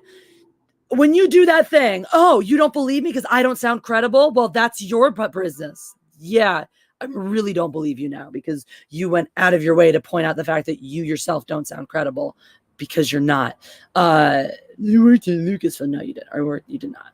Regarding Lucasfilm, there has never been a cultural civil war at Lucasfilm. Well, that's probably true. Nevertheless, a disagreement on what direction to take the franchise has always been a recurring problem. That's also true. I'm back. Welcome back. I got as far as there has never been a cultural civil war at Lucasfilm. Okay. But then it goes and proceeds to tell you how everyone wanted something differently. Right. Nevertheless, of what direction is it? So this is one of those things where it's like, I think that all that shit where I never bought into that whole Kathleen Kennedy and Jon Favreau or Civil War and all like this all Civil War bullshit. I don't think there was nearly as much tumult as people wanted to believe, but I do believe there were a lot of different. Zoom in so people can see it better. I tried to, but it didn't work. There we go. I guess it just needed to do it again. There we go. Can you do it a couple more times? There you go. There you go. Now I can see it. I couldn't see it. There we go. Certain members of the Lucasfilm story group, Pablo, desired to see Star Wars resemble a D&D campaign, more aesthetic, less narrative. Others, Favreau and Filoni, are pushing/pushed for a more traditional approach. There isn't some war between Kathy and Favreau. They're on rather pleasant terms. Kathy seems to want him to take over once she retires/is promoted. Favreau may or may not take the position. All that's consistent with just what I've said this entire time. Well, it makes logical sense. Yeah, Filoni isn't interested, nor is he even remotely qualified to run a film studio. He's much happier working in his own stories. That's also very true. People don't seem to understand that, like, being a writer or a producer or a showrunner even are not the same things as being the president of a company. And people who like to create don't necessarily want those positions. In fact, they're not really supposed to be creative positions. That's entirely why Kathleen Kennedy is such a god-awful president of Lucasfilm, because she doesn't understand the difference between her role as the just steward of the financial success of this company and the person making actual creative decisions. Well, I mean, it's one thing to say, like, I want this, you know, as the president, which, I mean, I think a lot of so with Bob Iger, this is one of the things that you learned in his book. So when Michael Eisner was president of Disney, or CEO of Disney, everyone kind of wore like Disney. They had like Mickey Mouse ties on, and like it was supporting the brand, but it was really a big part of the culture because people like that like Disney. And, you know, that used to be a thing where it was like, oh yeah, well, let's have a Mickey Mouse tie or bow tie or Mickey Mouse cufflinks and stuff. Because it's like, wow, okay, you're a Disney fan. You're working there because you love the characters and the atmosphere, what Disney, you know, what the message of these Disney characters used to be. Bob Iger was not a Disney fan. He just came in because it was a great job. And you notice how Bob Iger never wears a tie? That's why. There you go. He doesn't wear ties because he didn't want to wear a Mickey Mouse tie, so he just never wore a tie. And that's a big part of the culture now, is even if you go, when we were kids and we went to the Disney store and you walk in and it's like you're at Disneyland, because it's like my Disney store, it had Alice in Wonderland with the teacups and like her leaning over. And it's like you have the statues of the characters above where all the toys are. And so you walked in the Disney store and it was magical. And there was a big screen in the back that was playing a Disney movie. And there's Disney music. And you walk in and it's like, oh my gosh, it's like a part of Disneyland in my mall. Now you go to the Disney store and it looks like the Gap. It just looks like a store. Yeah, it's nothing special about it. We had we had a kids entrance in the one in my mall. Yeah. A little You go through a castle. Yeah. I don't remember if ours might have been like a Looney Tunes kind of tunnel thing going on. Oh, maybe. Oh, it was. You had. It wouldn't be the Looney Tunes. It wasn't Looney Tunes, obviously, because it's Disney. But it was like it was in the White Rabbit's tunnel, right? Yeah. I think that's what. Oh God, yes. That was, and it was so fun because even if I didn't necessarily like a lot of stuff in the store, even as a kid, I loved going in it because it was a really magical kind of store. It was so much fun, and you wanted to. So I'm going to show you. And then the atmosphere completely changed with Bob Iger. And you go again. The Disney stores now suck. Let's just go on to my Google images right here. So it's like, you know, that was the front of the store. And let me see if I can find the image. Nice. Oh, see, stuff like this. It's like you're at Disneyland and it's like a set. It's remember this? Yeah. This is newer product. So this was only a few years ago. So this was one that has not been redone, but they've redone it. But I remember this. They had the little statues like with the Mickey Mouse. And the one that I went to, because it was in the Modesto Mall, it was, let me see if I can find my Disney store. Oh, it's so different now. This is what it looks like now, and it fucking sucks. But I just specifically remember when I was a kid, and it was like Alice in Wonderland, and I guarantee these pictures, I'm not going to be able to find it. If anyone knows or has pictures of the Modesto Mall store from back then, share them with me. But I mean, it's so boring now. It just looks like a store. There's nothing magical or special about it, and makes me depressed. Yep. Take away the magic. They really sucked out the life. And I mean, that's, you take out the magic when you literally demystify everything, make everything fucking pedestrian and related to real life and day to day and everything. Like, where's the magic? Where's the escape? If there's no magic, if there's no mystery, if there's no universe that's different from your own, you know, that's something that Star Wars certainly lost. This is the worst super chat ever, but thank you, AB. And I saw AB, you said later that was the first super chat you've ever sent ever. So thank you for torturing me and Jesse. So it says, who would you both rather kiss, Oprah or Brie Larson?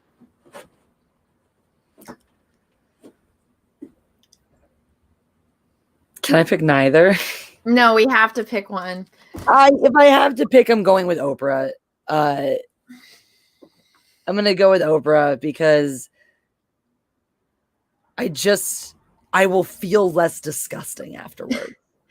See, I was thinking more of like, which one do I hate more and which one would it hurt them more if they kissed me? Yeah, but I think it would help Brie Larson because I think she would just be able to market it as like, look, I'm gay. Oh my God, I kissed a girl. So we'll see. The thing with that is it's like, okay, if one of us kissed Brie Larson and then it's like she tries to virtue signal, it would blow up in her face because then they would try canceling her because they would look at our YouTube channels. Also, on a really technical level, though, Brie Larson has thin, tiny lips, which means kissing her would put me closer to the inside of her mouth, which is disgusting. And Oprah is black and has much bigger lips, and therefore kissing Oprah would like keep me further away from like saliva and mouth insides. Well, somebody's saying Anna bites. On like a really sometimes, but in that situation, I probably would. On a really gross technical level, I'm just. Which one would I want to bite? I guess the barrier, and then like I just don't want my face that close to Brie Larson's face. I also don't think I could have my face that close to Brie Larson's face without like headbutting her or something. So, you know. My thing is, Oprah is a little bit older, significantly.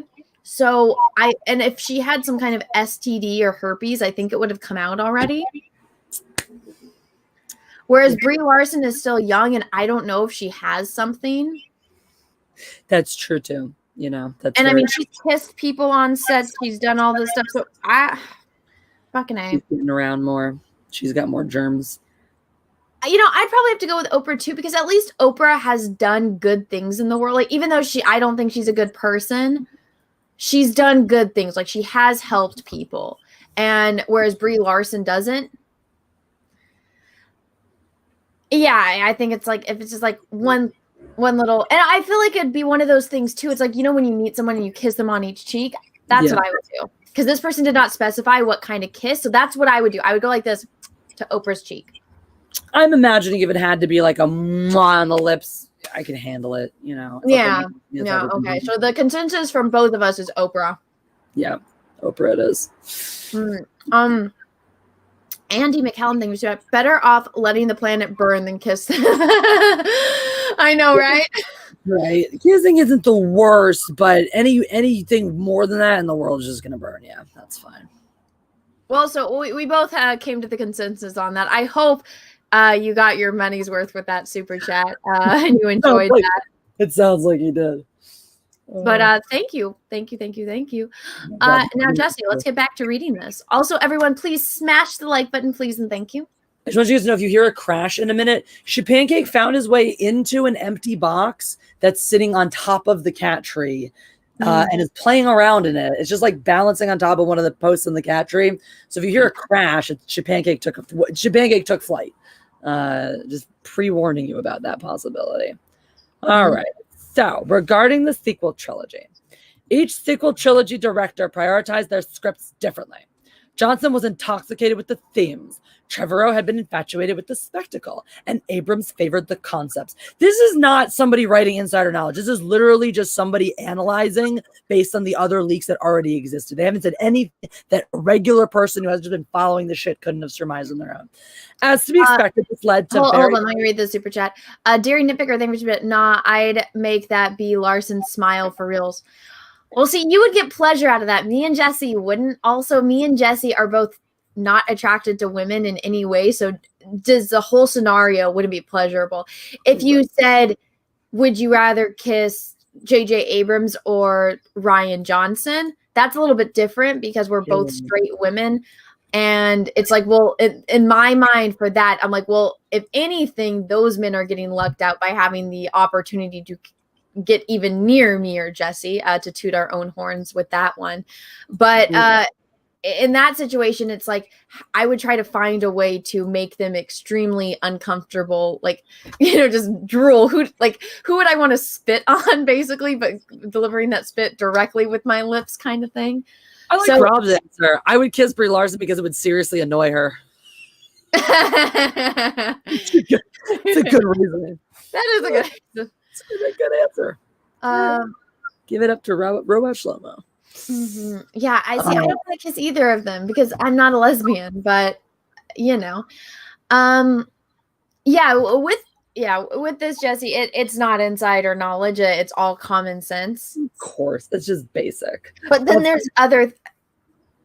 Sorry, it honestly seems to me, my personal opinion, I think that this is somebody that works for JJ and is in JJ's PR department or really likes JJ and was working with him they said they worked on all the movies. So I think this is a JJ Abrams fan.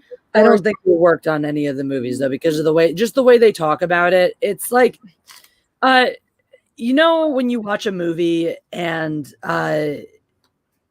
someone's like pretending to be someone they're not, but they clearly don't know anything about the person they're trying to impersonate. And so you're laughing because they're saying everything wrong.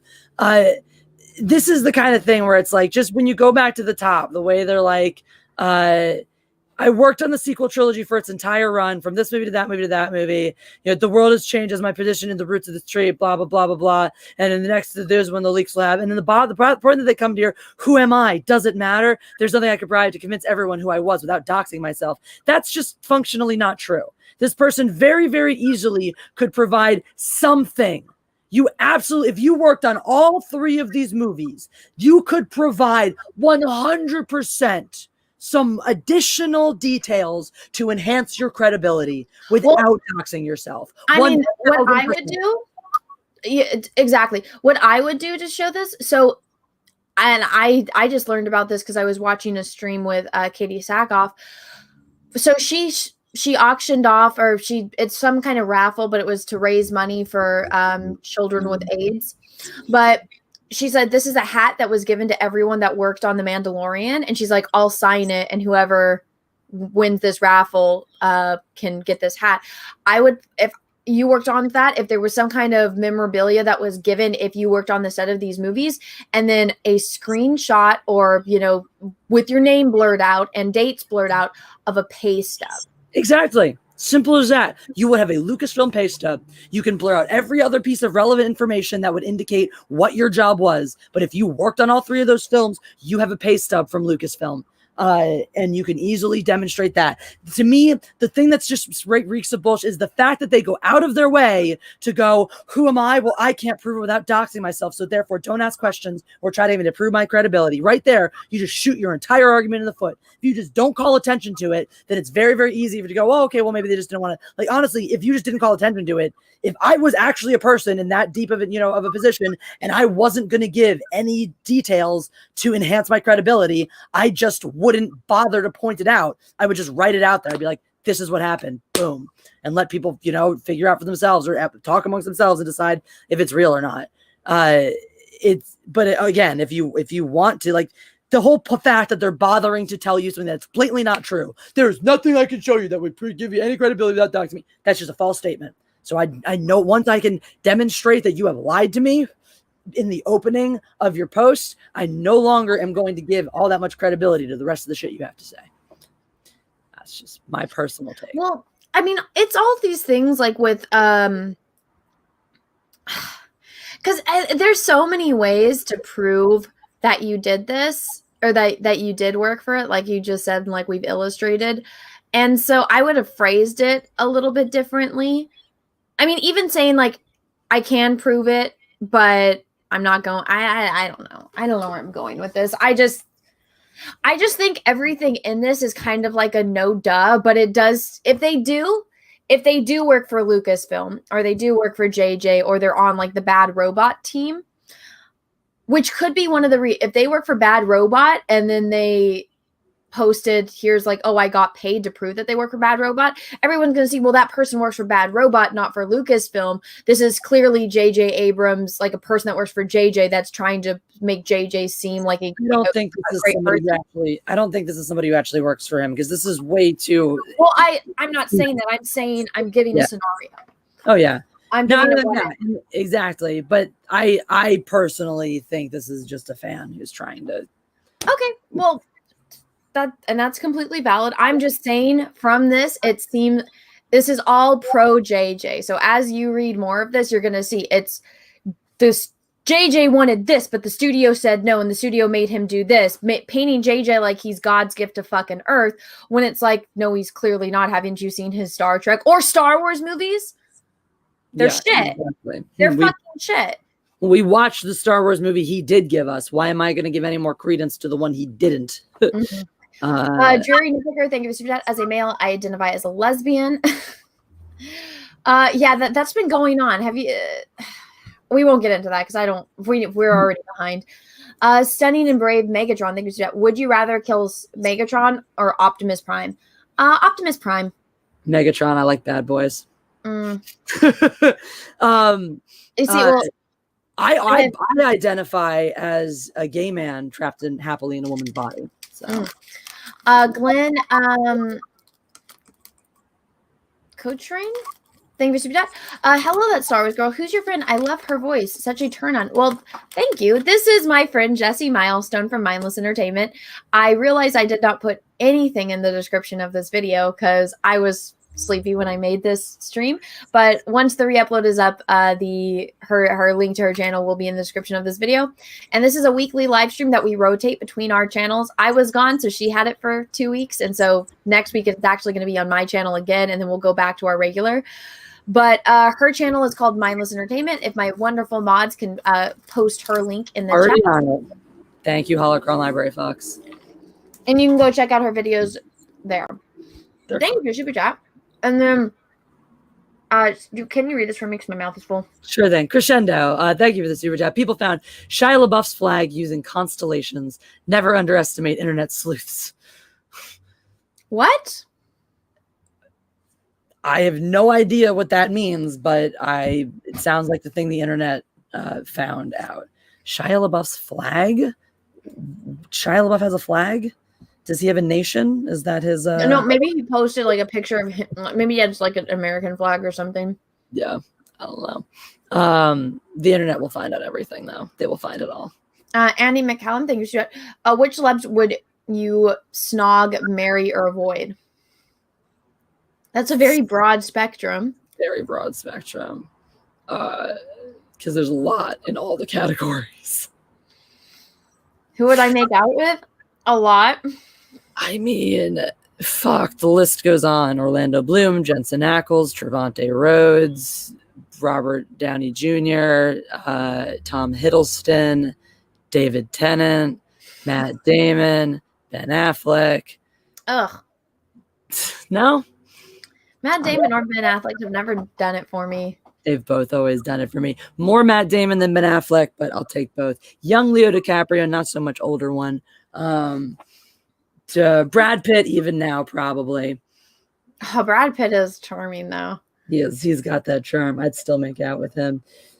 Like his smile. Like the thing with Brad is it's like just when he smiles or smirks, it's like, hello. Exactly. He's got that little boyish look to him. It's just adorable. But it's like this boyish charm, but he's a man, and so it's like, hello.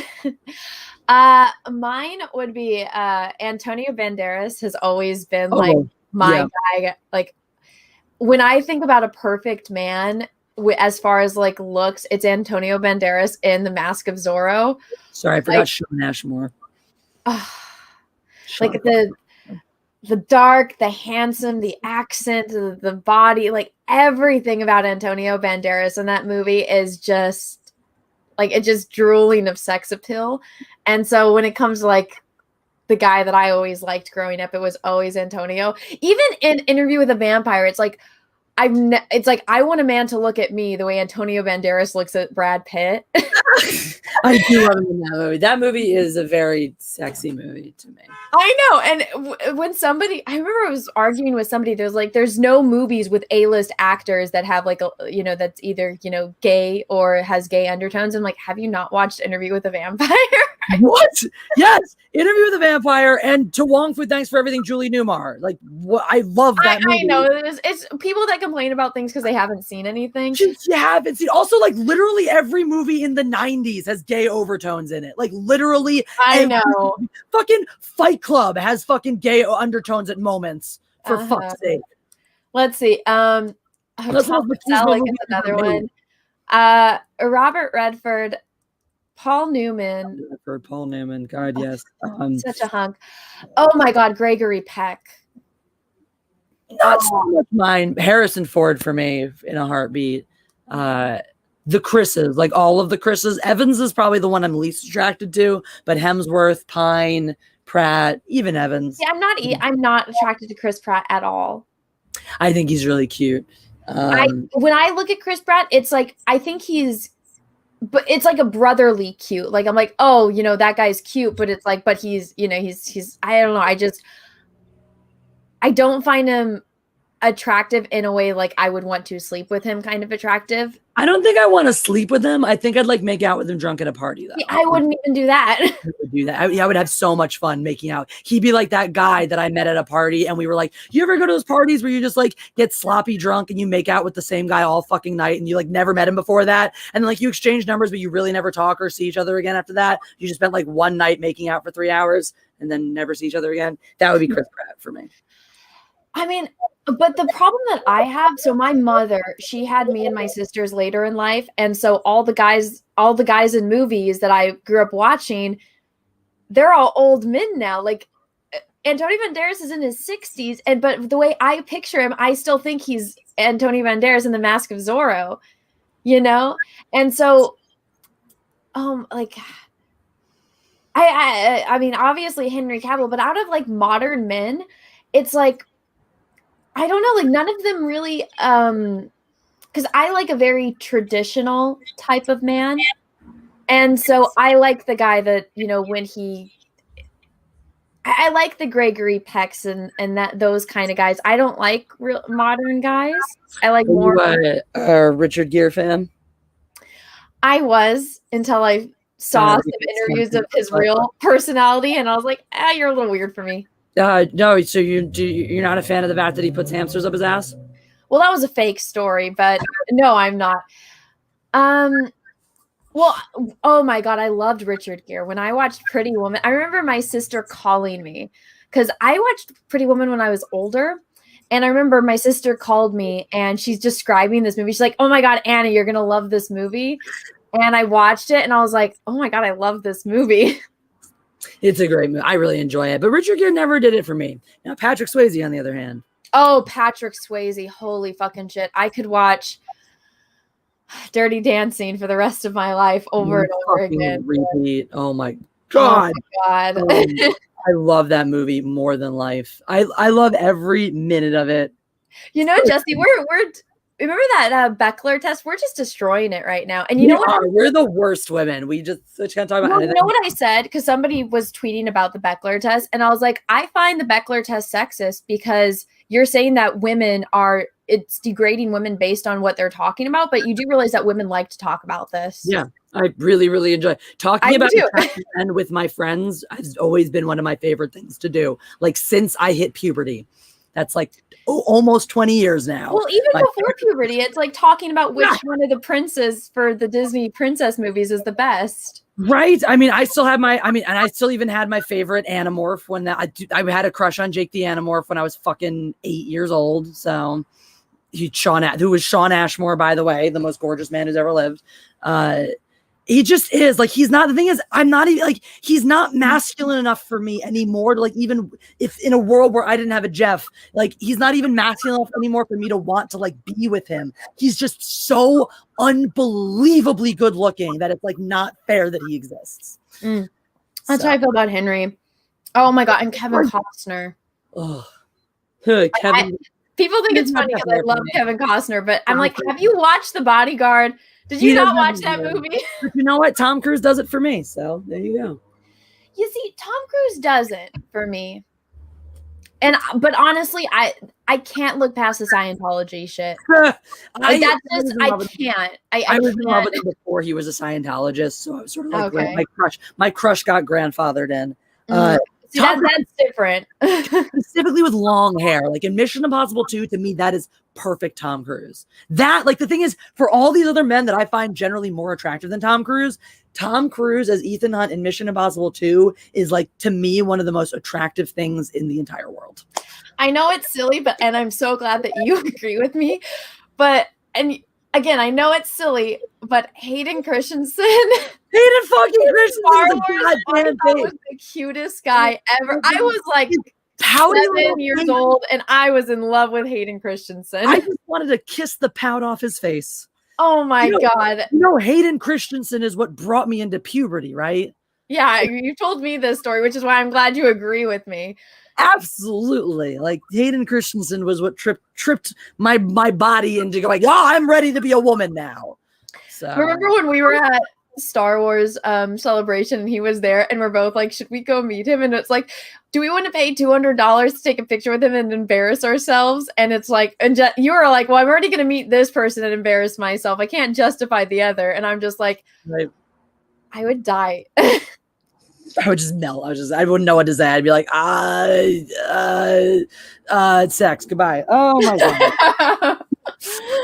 So, I don't really want to talk about who we would avoid because I think that's very apparent, but you don't know. I hope you got your $2 worth of your super chat, or I guess £2 worth of your super chat. Is that the pound? Yeah, that's a pound. And to completely derail this conversation, because me and Jesse could talk about boys. Maybe we should just do a dedicated stream where we talk about men. We need to. We need to do a bonus, like a Matriarchy after hours or something, where just one night we just do a stream and just talk about men for hours and hours and hours. Anna likes older men. I do. I do. I always have. Honestly, if a guy is within 5 years of age of me, it's a really big turnoff. Like he has to be minimum 6 years older than me, and if he's at the 5, I'm instantly like, you're a kid. Jeff is the closest in age to me of any guy I've dated in my adult life, and I think it's only. I mean, he's almost a foot taller than me, so it sort of balances out that way, you know. But when I was 18, I was dating a 31-year-old. So, I mean, I don't want to say how old the guys are, but I don't know. It's just men don't mature as fast as women, and that I've had that firsthand experience in the dating life. So, yes, I do. I like older men. Dude, I was still more mature at 18 than that ex is today. So, Jerry Nitpicker, thank you. Ladies, crack or meth? Neither. I'm gonna go with a hard no on both. Yeah. Hard pass. And to be honest, it's been a while since we had to learn about drugs in high school, and since I don't do either, I don't really know much of the difference. I just know that they're both bad for you. So if you have to pick neither. Yeah, pick neither. Let's do that. Brianna, thank you for super chat. Top Gun gay overtones. Quentin Tarantino's characters of Sid in the 1994 film Sleep With Me has a theory. I haven't watched that movie, but I'm sure he does. I can see. It's been a while for me. I can hear the monologue already because I already know how Tarantino would write it. Because those little monologues, those thing you have to realize when you watch a Tarantino film, those little monologues where his characters talk about other films or other pieces of pop culture, those are Tarantino's little essays. That's his whole thing. He's a pop culture historian. At his heart, Tarantino is me, you, Jeff, what we do on the internet, you know, at its core being. And so when you see his movies, those moments, that's like watching a little World Class Bullshitters video written out in a character in 5 minutes. Those are Tarantino's little pop culture analyses that he just puts in the mouths of his characters. Those are, for me, as polarizing as he can be for me, those are the things that make him special, that I really love him as a filmmaker. I just saw this other super chat come in that we'll read in a minute. But thank you, Deanna, for the super chat. I think I read that one. Thank you. Yeah, I love Quentin Tarantino, and I love, even though I do disagree with points in it, I love the Superman monologue at the end of Kill Bill 2.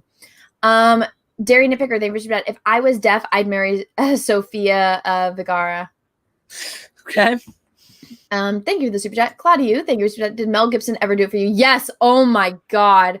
Not ever. Jesse does not. I love Mel Gibson, but me and Jesse do not talk about Mel Gibson because Jesse's like, I know you love Mel Gibson. Let me tell you why he's a terrible person. I'm like, please stop. I love him.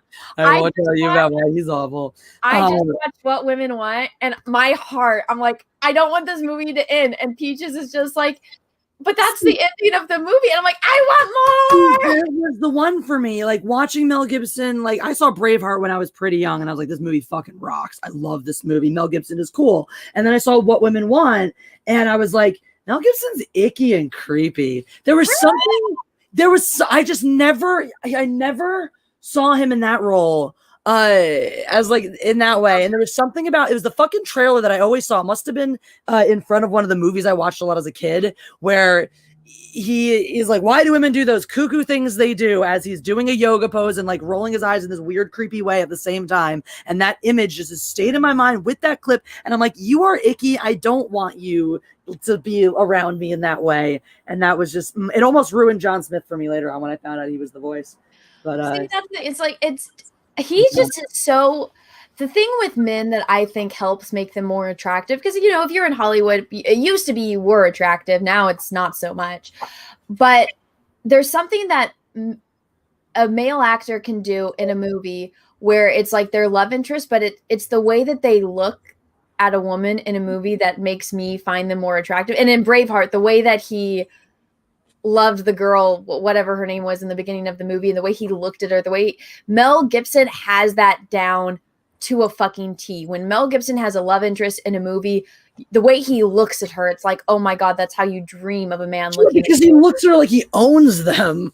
No, not that. Well, because I'm not just saying him, it's other. Kevin Costner's the same thing. Yeah, but the thing is like some of those other guys, if you actually were with them, might treat you decently. If you were with Mel Gibson, he would just treat you like his property. And Alejandro Cervantes, yes. It's a movie. It's a made-up character. But Alejandro, that's what I'm not talking about the made-up. I'm talking about the real guy in real life, but that's why we I'm not talking about that. I'm talking about the characters he plays. But Alejandro Cervantes, yes, you are correct. And that is also why we don't talk about it, because that'll ruin the illusion for Anna. How could she love somebody who's that thing? So he just won't mention a Holocaust.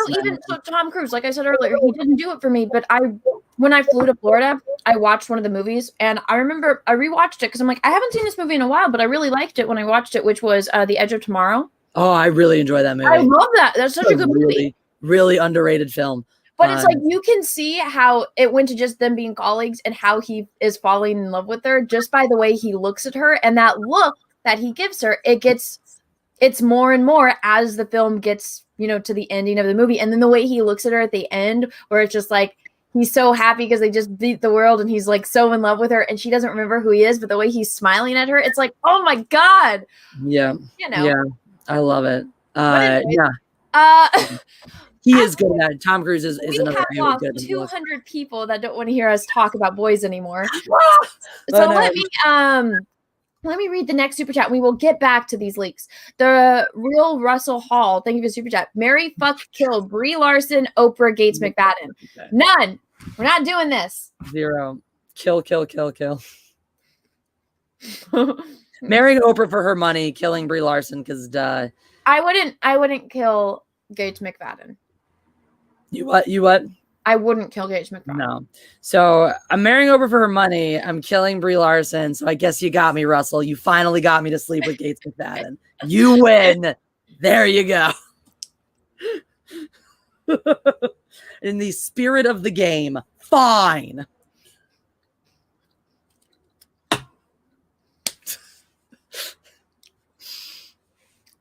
Are you going to deign to answer or no?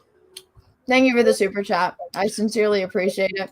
Claudia, thank you for the super chat. What about young Bruce Willis? The thing with young Bruce Willis is like, I could see myself being in a situation with some of his characters in which I would find his characters very attractive. Like I find like his, Die Hard, that character, attractive. John McClane. Of course, he's the fucking, cowboy cop. I love me a cowboy cop. So I find John McClane as a character very attractive, but I've never found Bruce Willis attractive. I think he's attractive in Friends when like the way he talks about being a single dad and raising. I liked him in Friends, which is probably not anything that people remember him for. The thing that kills it for me with Bruce Willis is I've seen him and Demi Moore, and I think Demi Moore, is gorgeous, but the way that their children looked, it's like he has some very strong genes, and I wouldn't be able to turn that off in my mind. And I'm like, if I accidentally got impregnated by him, and it's a girl, it's going to look like him. It's a turnoff. I know that it's a crazy theory, but it's a very big turnoff. House Atreides, thank you for Scenario for Anna. You're about to marry Peaches. Henry Cavill walks in and proposes just as you're about to say I do. What do you do? I say thank you for the compliment. Wait, what is he wearing?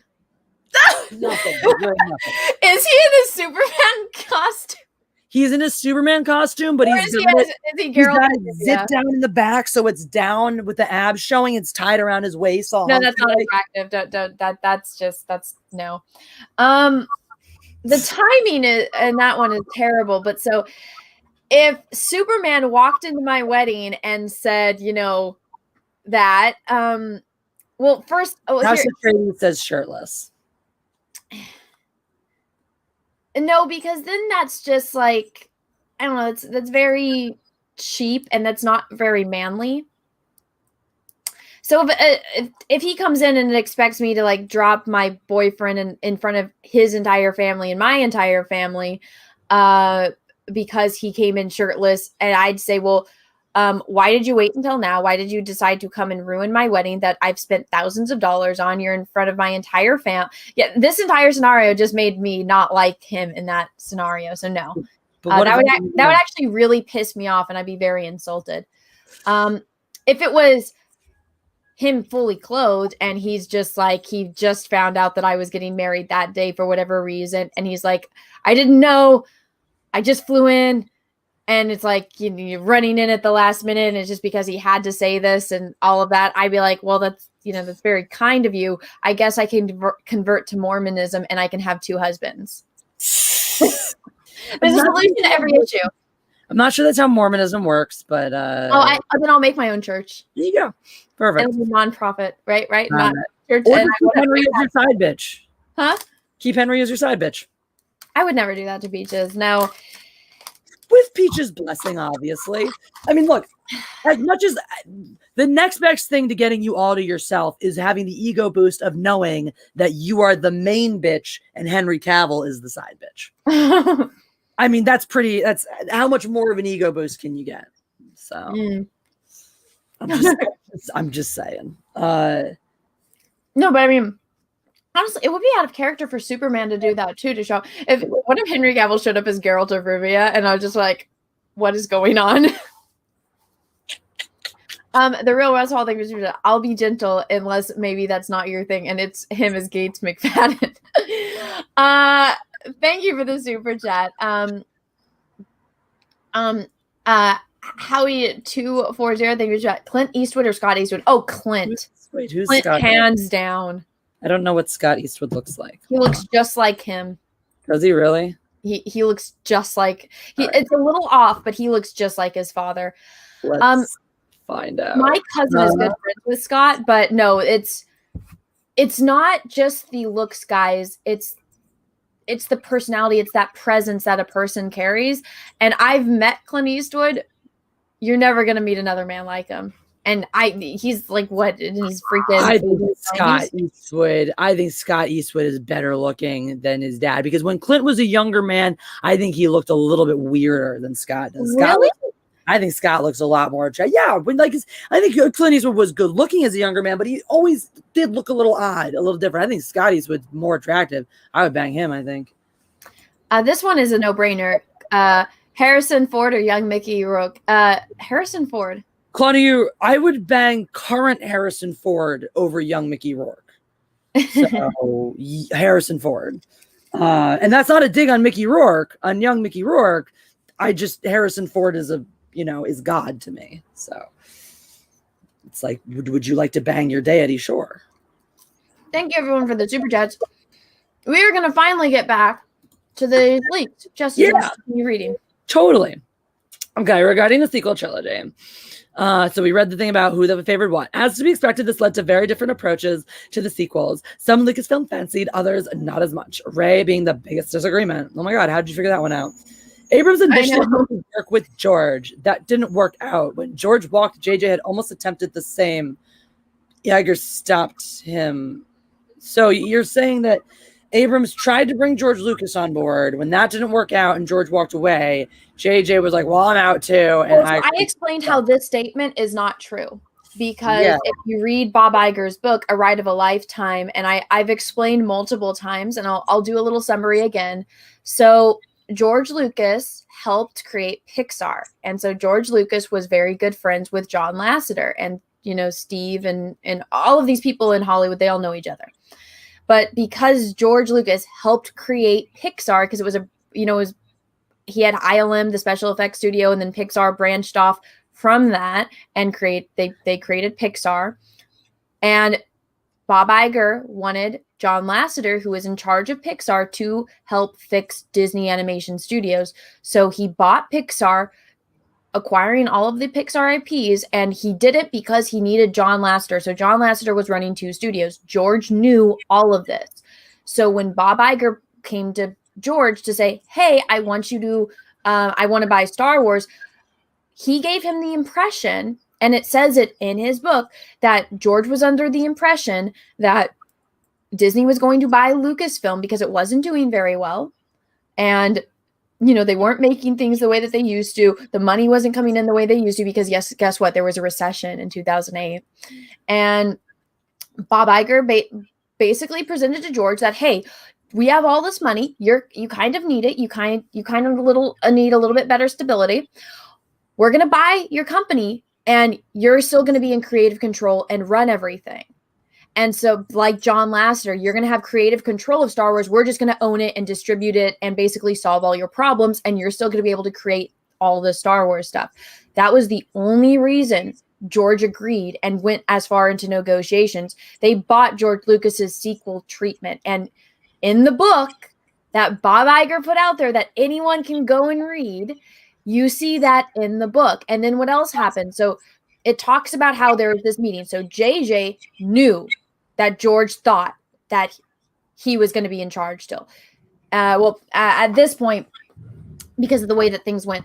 So then George finds out after they're already, 80% through of the negotiations, he finds out he's not going to be in creative control, that they're buying it and they're taking it away from him. George said, no, I don't want to do this anymore. Bob Iger said, well, guess what? We're already through this. If you do, you're going to get sued for breach of contract for $500 million and you're going to lose everything. Everyone's going to lose their jobs. We're going to put you out of business. So either sign this paper, get $4.5 billion, or lose everything. So George had to do it. That's why he looks like he's dead inside. And so JJ, knowing that all that happened to George, knowing that George thought that they were going to do his sequel trilogy and threw it away, wrote his version. They went to George's house and JJ presented his movies to George, and George said, what the fuck? So this point right here is a lie. Bullshit. It's not true. Because all you have to do is read Bob Iger's book to know that. Exactly, because this is the thing is, this is the revisionist history. The people writing about this want to act like The Force Awakens didn't happen, that we weren't there for it. That happened. He made it, and we know this. This is public knowledge. This is very well documented that George Lucas was not happy with the scripts that they brought them. So I'm sorry, but in what universe does the man who was very, very, very upset with them scrapping his vision and going with their own, does he then turn around and want to work with the very guy who is responsible for writing the thing he thought was such dog shit to begin with? Use your head, people. They don't. And so, guys, I did a long video. I think it actually is like an hour long. So I'm going to find it for you guys and put it in the chat. But not very many people read Bob Iger's book aside from me and like 2 other people and covered it. So this video came out, a year or 2 ago. So I'll post the link to the video in the chat and you guys can go and watch it if you want more information. But I mean, I don't know why why his editor or publicist did not say, this is a really fucking bad idea to release some of this information in this book, because it's very incriminating. Well, I think when this book was released, I think Iger was, really thought he was going to be out the door, and coronavirus kept him on board a lot longer than he intended to be. I think this was going to be his tell-all. Hey, here's my fucking tell-all. Fuck you guys, I'm out. And didn't actually think he was going to have to stick around. Okay, yeah, this video is an hour long. It's called The Truth Revealed in Bob Iger's Takeover of Star Wars from George Lucas. And so the thumbnail says, the betrayal and manipulation of George Lucas. And so let me get that link for you guys. If you guys want to go check it out. Again, this video is like how old is this? Oh my god, did I click out of it? What the fuck is it? Oh yeah, it's 1 year ago. My hair looks great though. I recommend it because your summaries in that video, because admittedly I have not read the book yet, but your summaries in that video are what clued me in on what I was missing out on. Well, thank you. So if you guys here, so this is the video. If you go back, I don't know if you guys realize this. If you haven't gone back through Anna's catalog, she is a great historian on a lot of these moments that happen, where she catalogs a lot of the events, screenshots, conversations, articles that people don't think to put down and record or dive into as deeply as a lot of people. So it's awesome that we have you doing that, because it's provides a lot of solid information that sets the record straight on a lot of things. Thank you. Well, I feel like thank you. That's actually very nice of you to say. Well, so again, this is I miss my old setup so much. I love my old studio. We put a lot of work into that place. I really do. You can see all my stuffed animals on the roof. I remember that. Once me and Peaches remodel the house, we're gonna add on a master bedroom, and above it, it's going to be my studio. So I'll be able to do all that again. Very cool. Oh, I miss my black hair. And look at my eyebrows. I do them differently now. Yeah. Wow. I'm friends with like this Asian cosplayer girl, and I was complaining about how I always have resting bitch face. She's like, "Oh, do your eyebrows like an Asian girl?" And I was like, "What?" And she's like, "Yeah." She's like, "Just do them straight across," and it helped. I don't have resting bitch face anymore. Hey, there you go. But I have a bitch face, so there's nothing that can help with that. I miss my old self. Oh, this was a nice room. But yeah, so this video is 1 hour and 5 minutes long, but I go into a lot of detail and I explain the whole book. That's like a 8-hour audio book that I listened to. And then I read it also on my phone. So I would like go back and forth because I wanted to see the words that I was hearing as well. And it is very eye-opening. So again, I'll put the link in the chat if you guys want to go and watch it. I do. If you want to know what happened in Bob Iger's book and how, because it's so much shit. It's not just the stuff with Star Wars. It's how he got to where he is and the stupid shit that he says. And then even the stuff with Steve Jobs. It's so infuriating. But yeah, so go watch this video if you'd like to and, you know, see more about it. But let's get back to this. Sorry, I'm like, me reading, that's my job. Like, let's get back to this indeed. All right, so that's bullshit, as we've demonstrated unequivocally. Lucasfilm saw the sequels as the departure from the old way into a new era. Initially, they had fuddled around with Rey being the granddaughter of Obi-Wan before settling on no one. Abrams wanted Rey to be the granddaughter of Anakin, eventually pushing her to be Luke's daughter he had with a fellow rebel after the war. I love how they pushed this, like, this would have been so much better. No, this would have just been different. It would have been equally retarded. It would have just been different.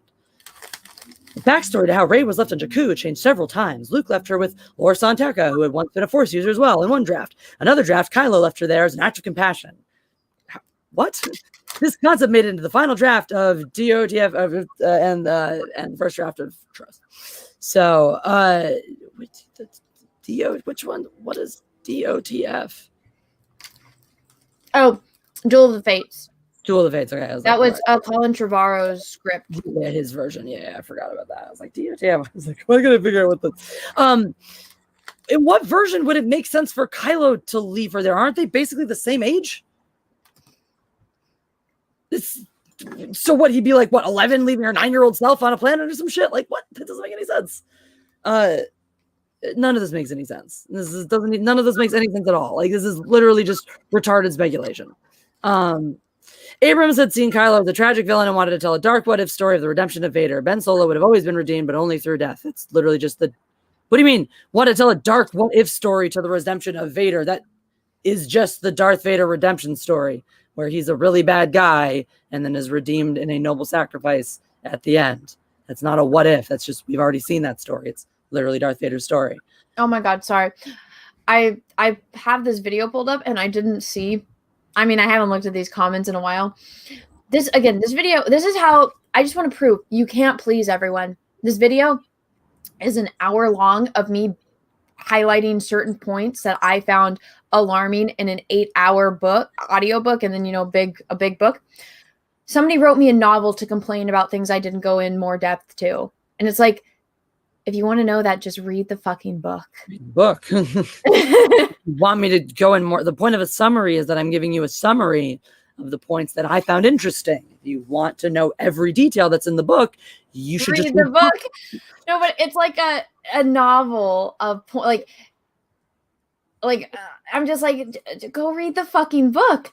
Dinah, thank you. Hey, I'm just wondering Hey, what Neural you thought. Blossoms, fuck off and die. Don't no one say shit about my man, even in jest. What?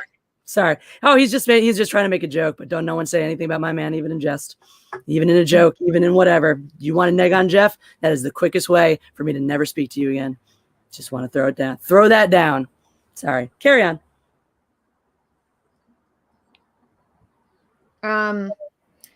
Hey, I'm just wondering what you thought of the anime I suggested so far. I haven't watched any anime, but thank you. I don't have time right now to watch TV shows that I want to watch, but I have everything written down. I just haven't gotten to any of it. But thank you for letting me know about certain ones. I do like it when people give me recommendations, but I haven't looked into it.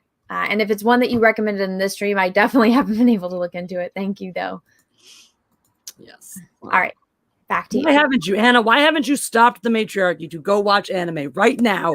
Report back. We all expected of you. I do enjoy it when some people do, though, when they're like, I mean, obviously not the person super died and whatnot. Do you ever get that, though, where there are people who are like, it's like if you didn't, they're like, hey, go look up this thing. And like an hour later, like, did you look it up yet? It's like, no, I'm still streaming. But did you look it up now? Why did you look it up right now? Hey, why don't you read this whole thing or play this new game right now on the stream? And I'm like, I don't want to. I'll do it later. We love all of you, and we will do it. I actually have a long list. I take screen every time someone sends me a suggestion. I do take screenshots, and I make a list of like things people told me to watch. I keep links. I keep names of movies, of animes, of music.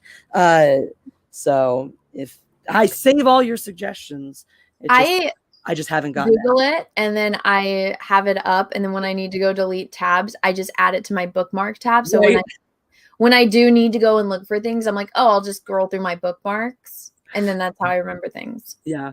Just know that we love all of you and love all of your suggestions, and it is not for lack of wanting to explore them. It is usually for lack of available free time ever.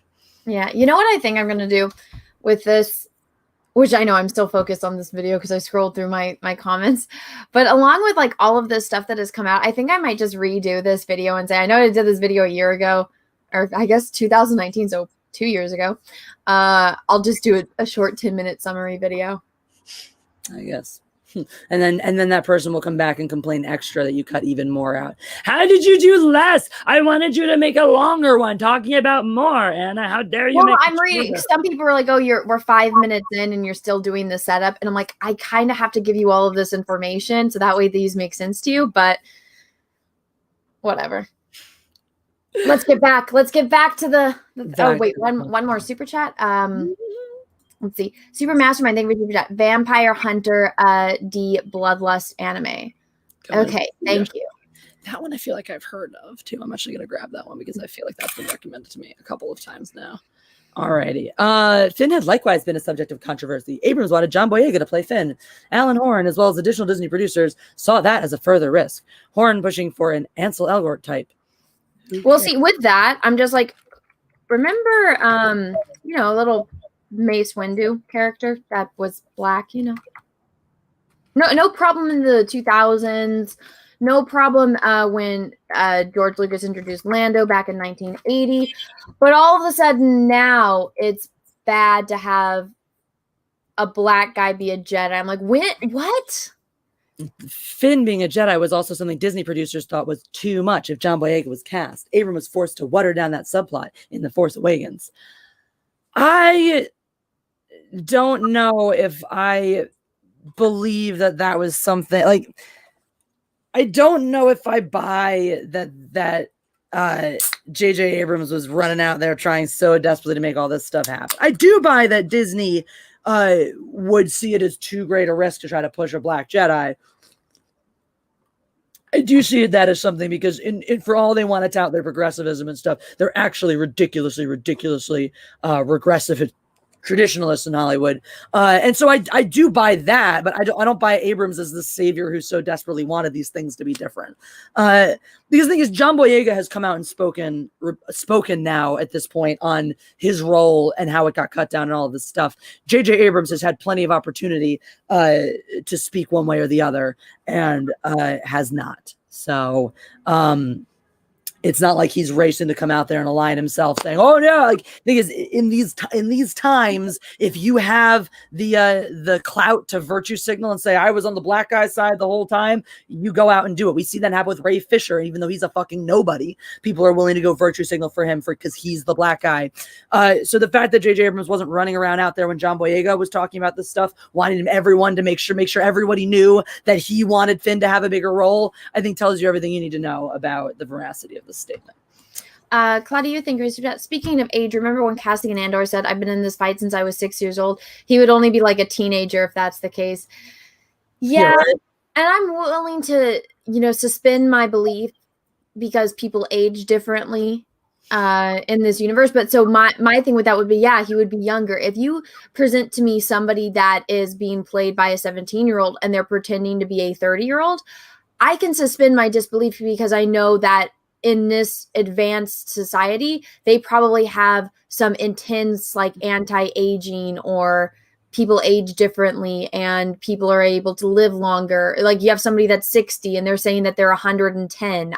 I could believe that because again, and they've proven this there's two brothers that are identical twins that are both astronauts and one was up in space and they came down and when they tested them, it's like he actually is now younger or he didn't age as much as his biological identical twin did.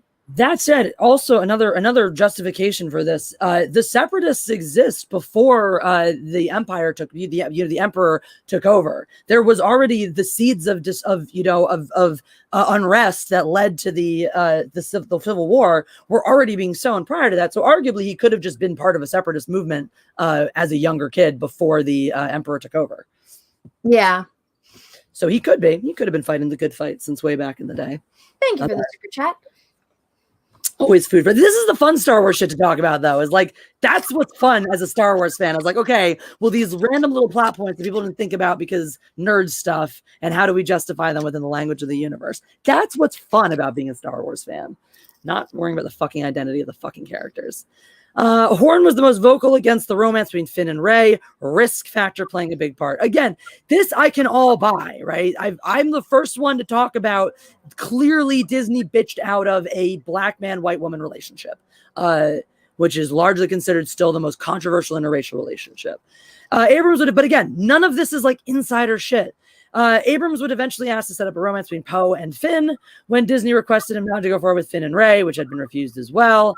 Lucasfilm asked Abrams to set up a romance between Poe and Rey. Abrams refused. So no, that I don't buy. I don't think Lucasfilm ever wanted Poe and Rey to be a thing. Why would anybody want that? That's retarded. There's no room. I remember people saying stuff about that. That was back in the beginning. The thing is, all of this sounds like is just somebody trying to legitimize literally all of the rumors after The Force Awakens. After The Force Awakens, are Finn and Poe going to get together? Are they going to be gay for each other? Oh my God, no, Finn and Rey are totally going to be together. No, oh my God, Rey and Poe should be together. That makes so much more sense. That was literally just the entire thing was that, and I think Abrams to talk about shipping Finn and Poe and whatnot. The thing is, just because he wrote in a subplot or gay undertones, as we talked about earlier, doesn't mean he actually ever intended to go forward with a full blown gay relationship between them. Well, you know what I would have done if I was in the position and I pitched in the first movie, which was leaning towards obviously Finn was interested in Rey. He's straight up is like, do you have a boyfriend? And even before when he first meets her, he wants to help her because we are all human beings. We all have eyes. We're not fucking stupid. Ooh, pretty girl. We know what was going on. And he straight up asked her, do you have a boyfriend? If they said, no, you can't have an interracial couple, then you know what I would have done? I'd be like, all right, I would add in I would make the tragic lover situation, which guess what? They did in Star Trek a lot. Look at the first Star Trek, the motion picture. And oh my God, I'm blanking on the fucking name of her species. But so she takes a vow of chastity, but the guy that is now the captain of the ship is in love with her. They used to be in love.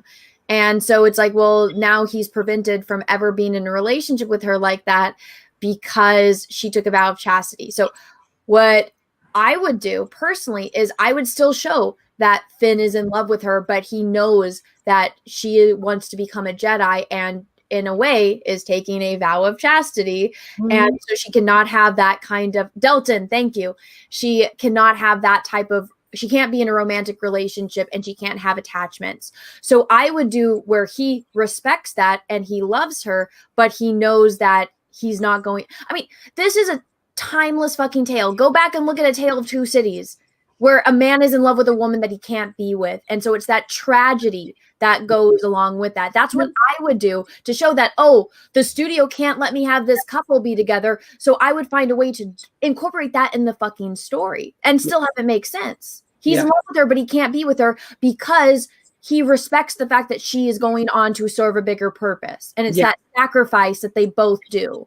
And then you have, you know, a Rose Tico character showing up suddenly makes sense because, oh, maybe if you write a better character in there, okay, well, she is the one who gets Finn to stop pining after her and realize, oh, there's a more purpose. You know, she gets him to finally find his purpose. I wouldn't do that. I would have him do it on his own and then her be that other side. It's like, or once he's able to find his own purpose, then he's sort of free to. No, I still wouldn't do that. I would do what is her name? I would definitely have what is it called? What is it? Les Mis. What is her name? The one she's in love with. Ebony. Ebony. I would have Rose be that kind of character. Whoa, where she's in love with a guy that's never going to see her as more as a friend. And then you add, there you go, even more character depth. And then that could be where you get the dialogue between beside me all alone. I walk with him till morning. It's Eponine song from Les Mis. Yeah. That's like my favorite song where that's you hit me in the fifis with Eponine. Well, see, there you go. Exactly. If you saw Rose Tico and she's in love with this guy and she can have dialogue where she's saying that, where she's in love with him. And then if she actually dies at the end of The Last Jedi and becomes the Eponine character in that sacrifice, and then you're paying homage to an epic love story or epic unrequited love from an epic musical, and you're like, okay, now I see some level of intelligence you're writing here. Not a great deal of creativity, but a level of intelligence. Yeah, so it's one of those things where it's like you could, and that's a way to show different sides of the human psyche and how humans have to deal with things. And I mean, this plays into the fact that George is fascinated with anthropology, but George isn't part of this. But so it's like nobody really ends up with one another. And yeah, people can be upset, but guess what? In life, shit happens and not everything works out. And if Finn's in love with Rey, but Rey is and I mean, I never got the implication that Rey was interested in him. And so if you just have Rey as completely, she's on this mission and she's detached from everyone and because she's so focused on her purpose. And okay, well, so then you have that. You have Finn that wants to be with her, but respects her and is going to love her from afar and do everything he can to protect her. Heck, even that even plays into, oh my God, what I'm blanking on his name too, from Game of Thrones, where he loved Khaleesi and he would do everything for Khaleesi, but he knows nothing's ever going to happen.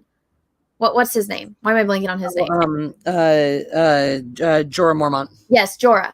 Yeah. And then you have Rose Tico, who's in love with Finn and then sacrifices herself because she knows that he's in love with somebody else and it's never going to happen. Yeah, that just made all of those characters yeah. way more human and tragic and a way for them to relate to people. But anyways, I digress. You want to keep reading? Absolutely. And any of these versions are better than what we got. More depth, more character, more all of the above. To sum it up, Abrams was not on the same page with Ryan was far more helpful with Lucasfilm, working with them instead of against them. Frankly, this turned out to be a mistake for Ryan due to Lucasfilm being indecisive, obviously.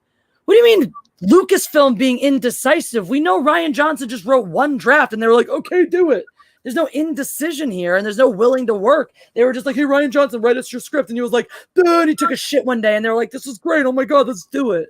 What the fuck is writing this? This is someone whose head is just up Abrams' ass. Let me stories read will always be literally the obvious statement is obvious. Stories were always being changed. No fucking shit. It's like you took a class on how movie making works in Hollywood. Congratulations. Let me read this real fast. Russell Hall, thank you for super chat. So when they say vow of chastity, does that apply to everything or just the main event? What about loopholes? I think it's everything. Well, Russell Hall, if you are raping them, then it does not violate their vow of chastity because they did not consent. So I just thank you for the super chat. Just wanted to make sure you knew that. Let's see. Abrams had pushed for a more traditional ending to the trilogy, Luke Skywalker living past the end of the sequels, instructing a new generation in his offspring. See, that I do believe, because that, from everything we have heard, you know, Abrams wanted a more involved Luke Skywalker. So did Colin Trevorrow. They were told, you can't have it. The only person who got to have Luke Skywalker was the guy you wanted to fucking kill him. Is it Trevorrow or Trevorrow? Trevorrow. It's probably Trevorrow. I just say Trevorrow because I'm lazy and from Philly.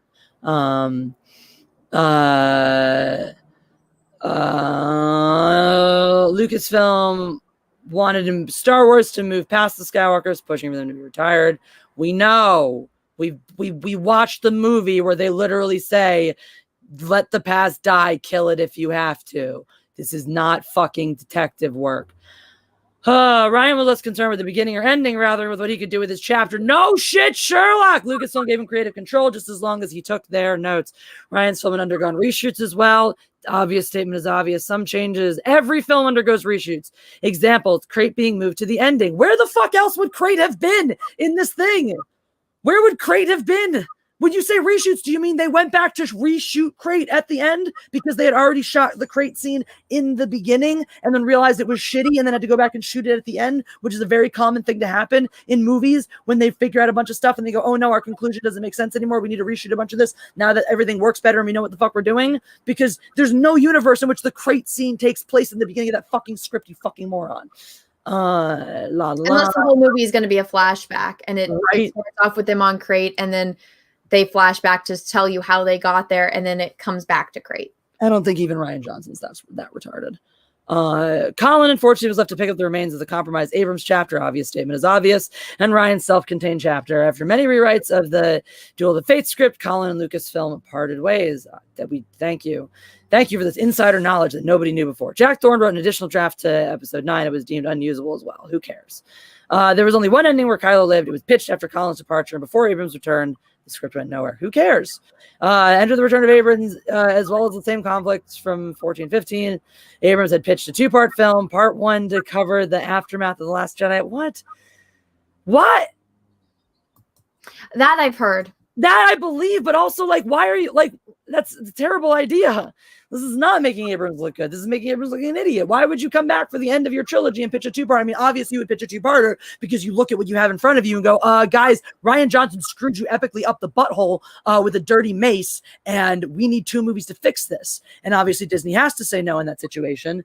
But suggesting the 2 movies, while an idiotic idea because it will never fly, is also, like, logically the only fix in this situation.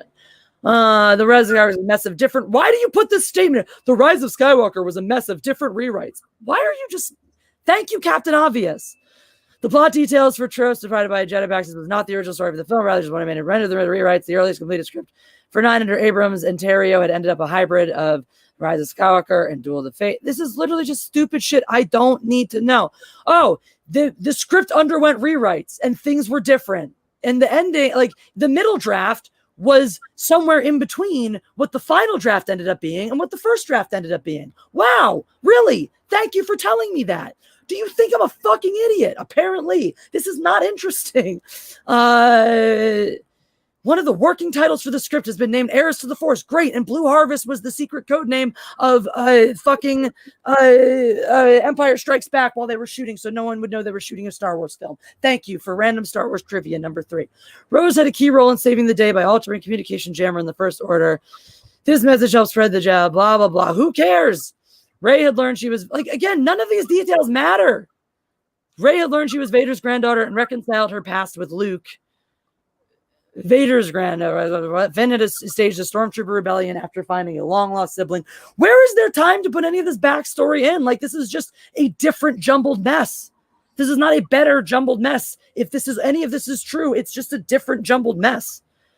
Poe was made leader of the Resistance, while Hux would have been made Grand Marshal, blah, blah, blah. Kylo had sought reform for the galaxy, but found peace in the end and passed on. What? Kylo Ren why is he seeking to reform the galaxy? And what universe? Like, where is this? Is just word vomit. This sounds like, I'm not going to say it because it's too polarizing of a thing to say. Story was scrapped before/during principal photography. Some stayed in, some was changed during the film. Disney and Lucasfilm agreed with Abrams' finale, felt it needed a villain with a bigger audience presence than Kylo or Hux, expressing regret that Snoke had been killed off, but not wanting to bring him back. Wow, shocking. It's not as if clones don't exist in the Star Wars universe. That was my thing with Phasma. I'm just like, what if they made Phasma like Phasma was just a clone, and that was part of the plot. That's why she survived after on a trash compactor and on a space station that blew up. Rather than trying to randomly jam. That's what. There you go. I just fixed it. Let me read the super chat. House of Trade. Oh, God damn it. House of Trades. Thank you for the super chat. Ladies, if you could be any character from pop culture that originated in comics and one from the movies, who would you pick and why? I'd be Batman as a comic character because I love Batman. Let's go with the limitations that you would have to be a woman. Because if you would be Batman, you would have to. I would be Batman as a woman. So you'd be Batwoman? No, I would be Batman as a woman. No, I'm just saying you have to go with these limitations. No, I reject your limitations. I reject your limitations. I'm Batman. The end. Oh, okay, well, I would not want to be a superhero that did not have superpowers. Even though, as much as I love Batman, because Batman is my favorite superhero. Any character. So you could just be Lois Lane or some shit. I don't know. No. If we had to go with that, then I would want to be like Wonder Woman. But at the same time, because there's so many great characters out there.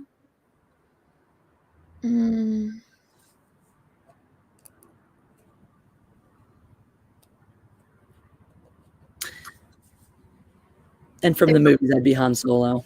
There's Star Wars characters out there that are in comic books also, so that's why. Originated from comics and one that originated from movies. So one that originated from comics, and one that originated from movies. Yeah. Yeah, my and from movies, I'd just be Han Solo.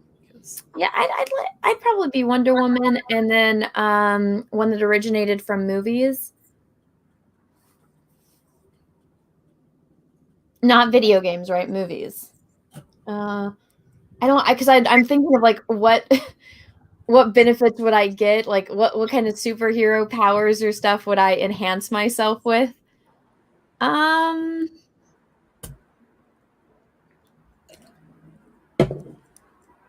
want to be somebody that has something that I currently don't have.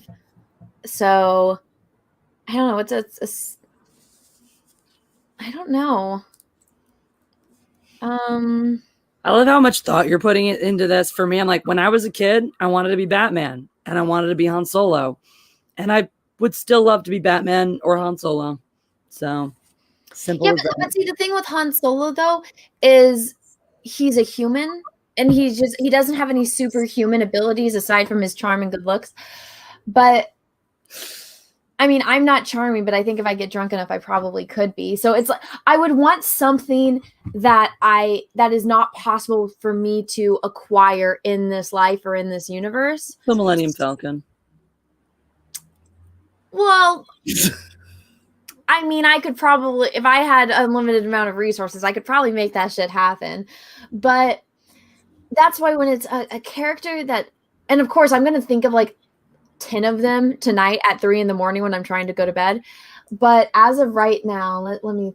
And then do a live stream at 10 a.m. to let everybody know about it. And then not sleep I need to look behind me on my wall and pick fall asleep on the Jack Show. So I fall asleep on almost every show I'm on now. But it's like originated in a movie. Fucking A, man. As I look behind me at like my books and stuff. Oh, I'd want to be a Q from Star Trek, but that's a TV show, not a movie. Fair. But that would be that's a hard one. So thank you for the super chat. I'll have to ponder that for a very long time. And even then there's going to be pros and cons. Everyone's like 2 kidneys. Hey, my 1 kidney is fine just the way it is. All right. Let's get back to this. Alrighty. Abrams had faith that Adam Driver and Donald Gleason will be more than enough, and that both men would turn into a grand performance. Disney did not want to hear it. They pushed Palpatine onto Kathy, who was forced to push him onto Abrams. Wait a second. Disagree with Abrams' finale. Felt that it needed. I thought they said they agreed. Okay, so they felt that it needed Palpatine. Okay, so here's the problem. Here's why you know that all of this is just a lie, right? Because Disney and Lucasfilm disagreed. Lucasfilm pushed back on Abrams. Disney pushed back on Abrams. Disney told them that who is Disney? Who is Disney? That Disney, did Walt Disney come back from the grave and sit down and tell J.J. Abrams how to write the script? Disney had jack shit to do with the Rise of Skywalker script. The entire reason that Lucasfilm has an independent president is so that Disney does not have to be bothered with the day-to-day operations of Lucasfilm, such as what script are you going to go with in your movie and which actors are you going to choose to portray them. The only place that Disney comes in that regard is, hey, we are looking for this actor. Can you use your Disney connections, which are slightly more powerful and influential, to get this person that the Lucasfilm connections alone may not be attractive enough to attract? Claudia, thank you for that. Have the power of growing giant. You're not tall. I don't want to grow giant though. Thank you for the super chat. Donald Gleason will always be a Weasley to me. There you go. Abrams had faith in Jari, so push Palpatine. Abrams played ball with Palpatine, yet every week on production, there were new notes from Disney or Lucasfilm. Once again, who? Walt fucking Disney, I guess, is back from the grave, sitting on set during the filming of The Rise of Skywalker, writing notes for J.J. Abrams. Eventually, Abrams shot 2 movies, his Vision and Disney / Lucasfilms. I'll give you a guess on which one with the actual leaves. It wasn't the one with Matt Smith. Okay, so no, that's not how movies work. You don't just shoot 2 movies on one studio's budget. And the studio is not sitting, even Lucasfilm. Kathleen fucking Kennedy is not sitting there giving you notes on your dailies. Production, that level, the executive producers are not watching your fucking dailies. They're not sitting down until you have a working rough cut to show them. In most cases, even the involved ones are not sitting there reviewing all your fucking dailies throughout the shooting process. So maybe they review it at some point, and that's when you have to go back for a lot of the reshoots, because that's when your executive producers take a look and go, we want to make some big sweeping changes. But that's not how movie making works. It's not this ongoing process where literally the top executives are sitting on set with you every fucking day, giving you notes and feedback on all your goddamn dailies. They don't have the fucking time for that. There are other people whose jobs it is to do that, because the studio executives do not have time to do that. This is anyway, it's just bothers me when people write about that. I'm an insider. I know this shit. Then why are you writing about it like you have no idea how it fucking works? The cast was disappointed in the end. Boyega and Driver feeling the most robbed due to the story changes.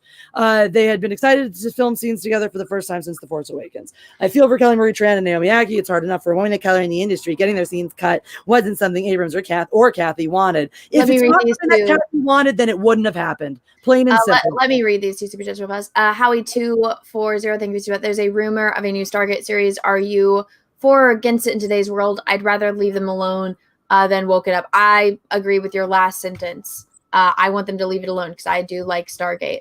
And then the next one, the Russell Hall thing was about, would you rather be 1,000 feet tall or 1 millimeter? I'm basically 1 millimeter now. But thank you for the super chat, guys. And then with that, see, just with that, it makes the studios seem like they're racist piece of shit. And JJ is this, again, he's like God's gift to earth. He's the fucking savior. And he wanted to do all these things. He is the end all be all of everything good and pure in the universe. And the studios are bad and they wouldn't let him do these things. And I'm like, you do realize he did the first movie and he fucked up Star Wars from the beginning. Rian Johnson wouldn't have been able to get his grimy little paws on Luke if it wasn't for J.J. Abrams ending it like that. If he made Luke a great person and actually said, oh, here's Luke, here's Leia, and here's Han, the way that they would have been, not Han and Leia are failures at life and failures being parents. Luke is a failure. J.J. started off with that from the beginning. And JJ could have started off the movie with and have Finn be the one that caught the lightsaber, not Rey, or Luke at the end catching the lightsaber and not Rey, and having it ending in this big bang. He could have set all of this up in the first movie, and he didn't. So all of this about, oh, well, JJ doing this, this, and this. Hey, guess what? Remember that poster that everyone, including myself, likes to use to reference how Disney is racist? Well, did you see J.J. Abrams saying anything about how they shrunk Finn on the poster and how he had the opportunity to work with Lupita, that everyone thinks is like the bestest actress ever, and he made her an alien, a CGI alien that her eyeballs look like assholes, and she got taken out of the poster completely. So yeah, he's a real fucking hero. Any of that. Also, it's hilarious to me. Getting their scenes cut wasn't something Abrams or Kathy wanted. When you talk about every single time when you have a bullet point and you reference Lucasfilm, who is Lucasfilm? That's Kathleen fucking Kennedy. When you say Lucasfilm, what you mean is Kathleen Kennedy, the president of Lucasfilm. She is the executive producer. She is the person with the final cut. If she wants scenes left in or taken out, she is the last person who gets to say, yes, you must put them in, or no, you must take them out. And then Yaya sent $5. Thank you for the super chat, even though you did not say anything. There was one before that too that I think he sent. Oh, okay, let me grab that. Yaya, thank you for the super chat. I'm a simp for that Star Wars girl, but I'm pretty sure I need Milestone to step on me with high heels. Hey, whatever you're into, dude. Thank you for the 2 super chats in a row. That was funny. But, thank you. Saying for you to flip your hair again, Jesse. Oh, well, that's easy. There you go. That's a done deal. Also, the thing is, based on all of this, there is no Abrams cut. It just sounds like J.J. Abrams came to the table with a bunch of bad ideas that were equally bad to what, the studio decided to go with. And they all sat down to try to cobble together an answer to Rian Johnson's shitty mess that they should never have allowed to happen in the first place. And this is the best piece of dog shit they came up with. It's a lot simpler than people are making it out to be. And I think your assessment was very astute, that this is clearly just somebody wanting to make J.J. Abrams look good in light of the fact that he's working with an abject racist right now. Mm-hmm. Yeah, that's all this is. All this is just propaganda to make J.J. Abrams look like the savior of Star Wars, and he didn't get his movie, and they're trying to piggyback on the Snyder Cut and the Snyder Cut movement and all the fans. Now, the thing with the Snyder Cut, even if I don't like Zack Snyder's movies, I don't like his universe. That's not my Superman or my Batman or my Wonder Woman's a little bit closer. I think she's done the best. But those aren't my characters that I grew up with. But the thing with that was that it was actually a situation where he had a vision that people knew about, and he wasn't able to make it because he had a family tragedy. And he literally couldn't be there to make his movie. So his fans knew that this meant the world to him, but he lost a child and he couldn't be there. And so his entire fan base rallied together so that way he would have the chance to make the movie he intended to make from the beginning. Whereas nothing like that happened to JJ. JJ is just a fucking terrible director and a terrible writer, and he fucked things up from the beginning. And the whole thing is, a director's cut usually is reserved for when the director's vision actually fundamentally changes the meaning of the story, right? When the director of the studio disagree on the fundamental message of the story. Blade Runner, the perfect example. Is Harrison Ford's character a replicant or not? I haven't seen the director's cut. What changes? So I actually haven't seen the director's cut either, but from what so there's the director's, so there's the final cut and there's the director's cut and the theatrical cut. And from what I understand, in the theatrical cut, in the main release, it's basically, he's not a replicant, but it is left slightly open-ended. In the final cut, which was the producer's vision, it is heavily implied that he is one. And in the director's cut, leans more into that he is not. I believe someone can correct me if I'm wrong on that one. There's some 5 is a multiple words, but the major versions are the theatrical, the final cut, and the director's cut. So the biggest split is that the final cut and the director's cut, the studio wanted to lean into the idea that he's a replicant, and Ridley I Scott don't like that. And Ridley Scott wanted to lean the idea that he's human. I like that. I think that takes so much away from the powerfulness of the ending of the movie, because it's a replicant that desperately wants to live, and you have Harrison Ford, who's a human, who you know, is doing whatever with his life, I that takes away so much of the tragedy and that impact of the meaning. That was the change from the theatrical to the director's cut. I forgot that. That's what it was. Is the director's cut took out the voiceover.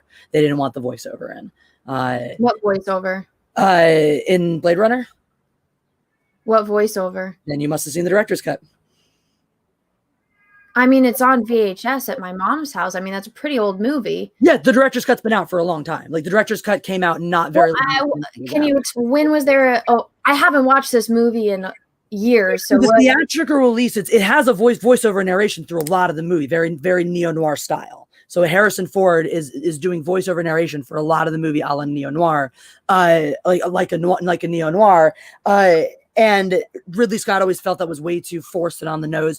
I don't mind what it did. Now, I actually have not seen the director's cut without it. So I do want to go back and watch them together. I have heard a lot of people rave about it without it. I like the homage to the film noir, but I am curious to watch without it. Well, so I want to know, because I'm trying to remember. I don't really remember voiceovers. The only time I think that there might have been one is when it's the scene where she takes her hair down at his apartment. Is that when there's one? No, it's like most of them. Like if you don't remember there being voiceover in that movie, then you probably saw the director's cut. Okay, well, some saying the theatrical cut's not readily available anymore, so it's the final cut. Then that's most people see. The final cut is what they push out there. The director's cut was a whole thing too, where it was like they let him do it, but then it was hard to find for a while because they kind of buried it, but then they stopped caring. Like they really pushed the final cut as the only cut you could get, but then they stopped caring, and it was like whatever. So it's is it like the scene when he's giving her the test to see if she's a replicant? And like literally the movie starts with voiceover. Like there's a voiceover, like there's a run. Like if you've ever seen a film noir or a neo-noir where there's that voiceover narration kind of running through most of the scenes, introducing all the elements of the backstory into this, that's in the movie. So if it wasn't in your viewing, then you own the director's cut. So it'd be really cool to watch the final cut and have that comparison. I don't really. I remember. It's been a few years since I watched it. I mean, you know what's funny? I was gonna watch it on the plane, but then I decided to watch The Edge of Tomorrow because I was like, no, I feel like I haven't watched either of these movies in years, but I feel like I haven't seen The Edge of Tomorrow in longer. So I was like, I'll watch that one. Yeah. And but also my justification too is like I don't own The Edge of Tomorrow, whereas I do technically through my mother own Blade Runner on VHS. So I was like, I'll just watch. Now, if you don't recall, you didn't see it. I know, but it's been like. Well, what I'm saying is if you don't remember that movie having voiceover, you might have the director's, or you might just not remember because it's like a lot of people complain about it as being like really cringy and really forced and really this. It never bothered me when I saw it. There's an Afghan if she saw a unicorn that really narrows it down.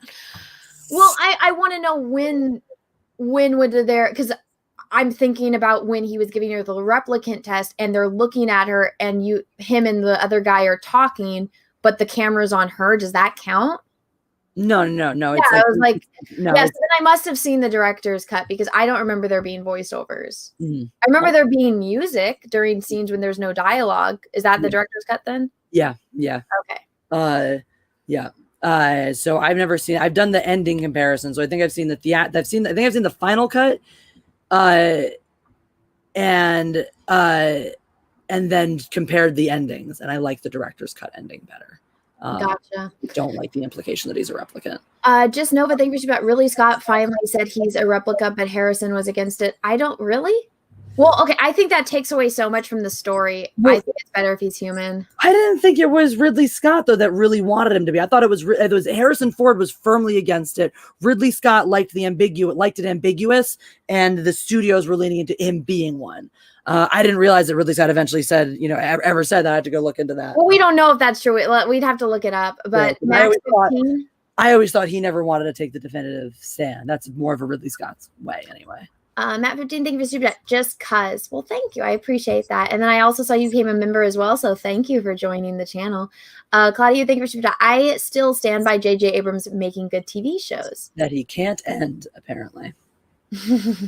Well, thank you for that. And then I think I saw another one pop in. So thank you. I appreciate it. It says, yeah, chick mindless.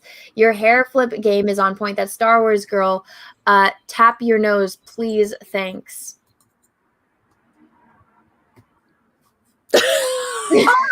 Thanks. Yeah. Are you like Sandlot? Is that a Sandlot reference? Because if so, you're one of my new favorite listeners. And I'm Jesse, the God Empress of Mindless Entertainment. So thanks for There you go. There you go. You know what I was actually talking about with Peaches, Jesse, is I was like, because I have a bunch. I talked to you about this a little bit in the beginning of the stream. So I got accused of being a stalker and a creep. And so I was telling Peaches, like, you know how like Khaleesi acquired all of these names? And I'm like, what if I changed my like Twitter bio to all of the names that all of the people have called me throughout the years? And I'm like, YouTube Harpy. Yeah. I've never gotten a YouTube Harpy. It says Mekaranda was YouTube Harpy on Twitter for a long, long time because she always people kept calling her a Harpy. Yeah. Well, I thought she called herself that, and then people just said it as well. I thought it went the other way around. I thought it was people started using the moniker, and then she owned it and trolled him back because she's like the master at that, at turning their shit back on him. Diano, I did hear that. I did hear that as well, and I like that theory. I like that world too. I actually, there's a universe in which like all of Ridley Scott's movies could be in the same universe because a lot of them take place just in different parts of time. So like, who's to say that his Robin Hood didn't also take place in the same universe as his Gladiator, which weren't all just hundreds and hundreds of years or thousands of years before Alien happened? Like a lot of them take place in different time periods. So I like to entertain the version where all of Ridley Scott's movies take place in the same universe. Well, I mean, I like it because in Alien, you got the one guy who is an android, and I'm just like, he could easily be a replicant. And even they mentioned that in Blade Runner, which is how they were in outer space and they're only supposed to last 4 years, and then they escaped and came back to Earth. So I'm like, what if that guy was one of the replicants? What if these were the early replicants, and that was the precursor to the replicant program that took place on Earth? Yeah, I like it. I like it a lot. That's fun. I think so too, because even when she goes back and like the world is still kind of shitty in Aliens and stuff like that, so I was like, I think that is a good so now I want to go back and like edit a reference to the xenomorph into Gladiator somewhere. Like you just put like a hieroglyph or like a painting like in the background.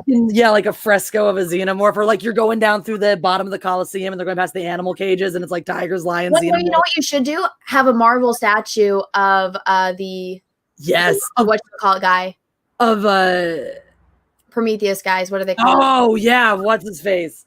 Or a marble statue of like Caesar killing a xenomorph. Well, no, because I remember Cecil was going on and on about this because I hate Prometheus and he loves Prometheus. Cecil, you're wrong. Well, so I guess if you watch like the director's cut or you see what Ridley Scott wanted to do, it was that, what are they called? They start with I don't want to say the protectors, but they have some kind of name. I can't remember because I hated that movie and I never felt like I needed to watch it again. Yeah, what are they called, guys in the chat? What are the engineers? Thank you, engineers.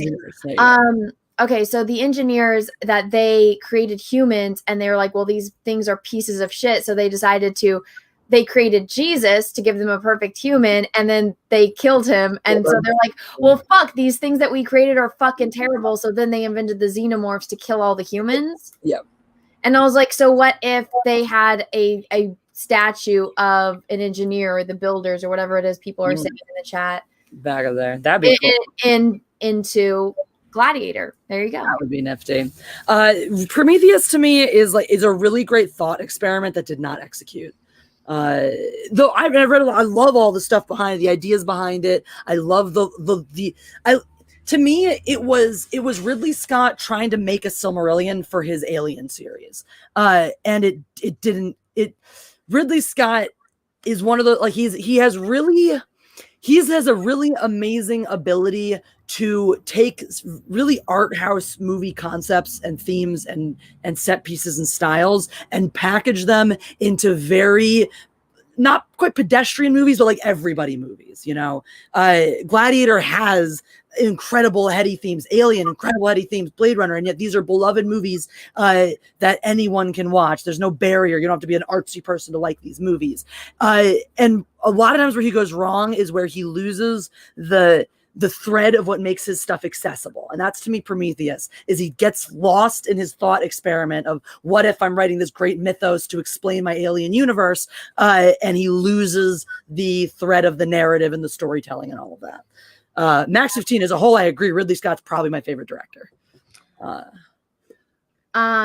Max, or just Nova, think we should bet Maximus versus Xenomorph aliens. I'm down. The thing with that is I wouldn't want to give Maximus a gun, but I mean, how the fuck is he supposed to fight a xenomorph when their blood is literally acid? He just has to avoid the blood, obviously. But how I mean, do you kill one then? Okay, can you see him rolling out of the way and taking his Gladius and hacking off its little fucking thing when it comes out? And of course, he's gonna get a couple acid scars from it, like a badass. But then there'll be some weird scene where they, you know, figure out how to invent some crazy, ridiculous alloy that can protect him from, you know, minor burns, or, you know, protect him long enough that he can at least remove the armor before it burns through. There'll be a whole movie for it. It'll be great. It'll just be Maximus being the biggest fucking badass in the world. Claudia, you think Lost wasn't JJ's fault? He was only there for the first season, then left. That ending was all Lindelof's fault. I hope that's what you were referring to. You know, I watched Lost when it first came out, and honestly, there was things about it that I didn't like, and I don't. That's just my opinion. I was a big fan of the one I was actually thinking of. I was a huge fan of Fringe when it came out. And I stopped around when it just started to go off the rails and heard about how it continued to. Because on the one hand, you can say, oh, well, it's not Abrams' fault. He gave it a great beginning and then it just fell apart. But that's the mystery box problem. You could say the same thing about Star Wars. Well, it's not Abrams' fault. The Force Awakens wasn't that. Yes, it was that bad, actually. But even if you're one of the people who feels like, oh, it wasn't that bad, it's the fault is in what it sets you up for or fails to set you up for. So that's where I'm still going to be mixed on J.J. Abrams with the television shows. Because I agree that he comes up with these great concepts, these really intricate, fun, weird concepts. But he doesn't care to take them. He either moves on to the next project before he sees it through and he never thinks because he never thinks it through to the end, right? A good showrunner is going to have an idea of how it ends. So when he goes, okay, here's my show. Great. You guys take it. He's going to give them the notes. Okay, by the way, here's my idea for how it wraps up in case you want it. Most people who create a show do that. They have a sense of how it's going to end. So if we're going to go away, but here's the notes. So I'm going to go do my next project in case you need to wrap this shit up. Here's where I was thinking. So you're not left in the dark. Abrams doesn't do that. So on the one hand, yeah, he can come up with some interesting premises, but on the other hand, he is a lesser filmmaker than anyone else who can see a project through to the end because he has demonstrated over and over and over again an inability to do just that. The real Russell Hall TV show, it wasn't Scott's story to decide. Asimov wrote it. Prometheus. So he wrote Prometheus, but I mean, clearly Ridley Scott is trying to pull it into the Alien universe. Asimov didn't write Alien, did he? Unless I'm missing something completely. I don't care enough, so I'll digress to Jesse. I actually didn't know that was based on something by Isaiah Asimov, but it makes sense. However, Abrams again is still trying to fit the logic into his universe. So yes, I still can fault him because the whole thing is the writing is not the problem. The concept is not the problem. The execution is where it goes wrong. That's where Ridley Scott falls short sometimes. He has some very, very excellent ideas of how to bring it to fruition. But it's sometimes he just doesn't quite get there with the execution, and that to me is such an instance of that. With the next super chat, Skid, thank you for super chat. Anna, could you check out the videos I sent you on Twitter? It's a response to Cosmonaut Variety Hour on his Last Jedi take. I'd appreciate it. So I scrolled through my Twitter feed, and I haven't seen anything about responses to Cosmonaut, but if you want me to see something on Twitter, good luck. Twitter is insane. Yeah, it's just, you do not want to see my Twitter mentions. I always say to email me. My email address is very easy. It is just thatstarwarsgirl@gmail.com. But as far as it goes with Cosmonaut, I don't need to watch anything about that dude or of that dude ever again. I love Mahler. One of the things that I don't think people realize when he asks you to go on EFAP is he asks you to spend 10 hours of your life in complete and utter agony watching a video that is just mind-blowingly stupid, and it's going to make you want to pull out your hair. And one of those lovely times that my lovely friend Mahler asked me to go on EFAP, we covered a Cosmonaut video. So I really if you really want to spike my interest, that is not the way to go. But thank you for the super chat. Agent Zero, thank you for the super chat. Kurt Russell, the soldier, takes place in Blade Runner's universe. The reference in the Battle of 10 Hours Gate as part of Todd's tour of duty. Oh, I didn't know that. That's interesting. That's cool. That's actually really neat. I didn't know that either. Thank you for letting us know. Soldier, but now I want it. Now I want to. But thank you for the super chat. I appreciate that. Was there anything more that we needed to read in this? I don't think so. I'll check. Assembly cut of what? So I mean, essentially, this is exactly what I said. And this person at least says there is no Lucas cut. Blah. Lucas did join them like he did to get their input on 9. That's it. Lucas did not ghost direct 9. He gave his input in the script. That I could believe. My assumption is when he went to Lucas to solicit his input on 9, Lucas's answer was probably fuck off. But I could believe that he solicited it. Okay, now this makes a lot more sense. The real Russell Hall, because I was like, also the brain fart part. Yeah, both of it, because I'm like, why would he take an Isaac Asimov story? Because you said not aliens to androids dream of electric sheep. Yeah, Deke wrote To Androids Dream of Electric Sheep, the book on which Blade Runner was based on. I'm like, why would he take an Isaac Asimov story to write it into his Aliens or his Aliens prequel? That just wouldn't make sense. But anyway, yes, no, that is correct. The source material for Blade Runner does come from, is based on the book To Androids Dream of Electric Sheep by not Isaac Asimov. But thank you for the super chat, by the way. Always thank you very much. And thank you for always engaging in these thoughtful discussions with us, or rapey discussions, as the day determines. The runtime goes to 4 hours. Balance again. So this is basically exactly what we said.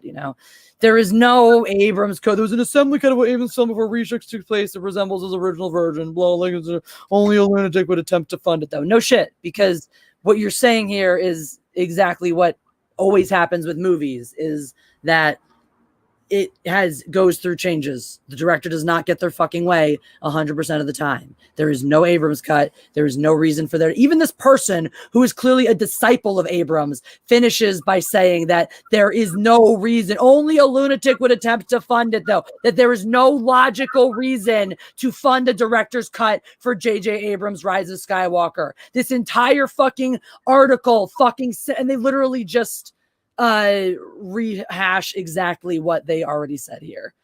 Just all the things you would have gotten in J.J. Abrams' version that you didn't.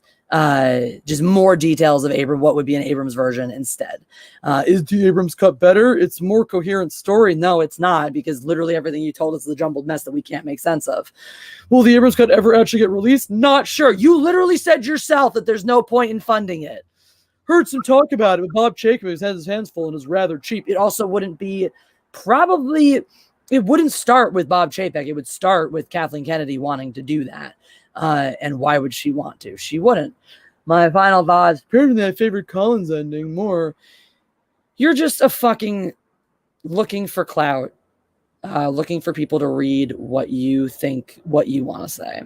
Well, it just seems like, again, I read this and I'm like, this is propaganda to make J.J. Abrams look like God's gift to fucking earth, because guess what? He's going to be working with the dude that turned Jordan B. Peterson into Red Skull and all, like, I turned a mild-mannered Canadian psychologist into an online. Well, you go here and then you look at how much money he's making, and look, he made Hail the Lobster merchandise, which Brilliant. I think as of like Thursday, it had made $52,000.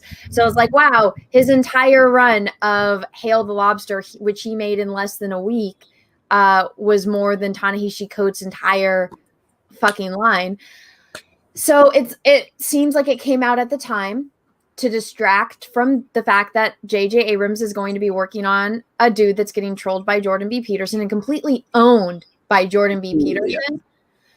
And they're trying to make him look, they're trying to do that, distract, and also ride the coattails of the Snyder Cut fans, which I think is just despicable, because it's like, not liking Zack Snyder's movies does not take away from the fact that he did not get, that was not his vision. We got to see his vision now, which apparently isn't even, I guess there's still different versions of the Snyder Cut. Exactly. The thing is, if J.J. Abrams was so bent out of shape that his vision wasn't realized, there was nothing to stop him from walking or telling his side of it or anything else. Now, J.J. Abrams is a regular person who understands that when you go to direct a movie, you don't fucking get your way 100% of the time. It looks like Hydra. Yeah, that's the point. It's because Ta-Nehisi Coates turned Jordan B. Peterson into the Red Skull. And what is Red Skull? Hail Hydra. Oh, I love it.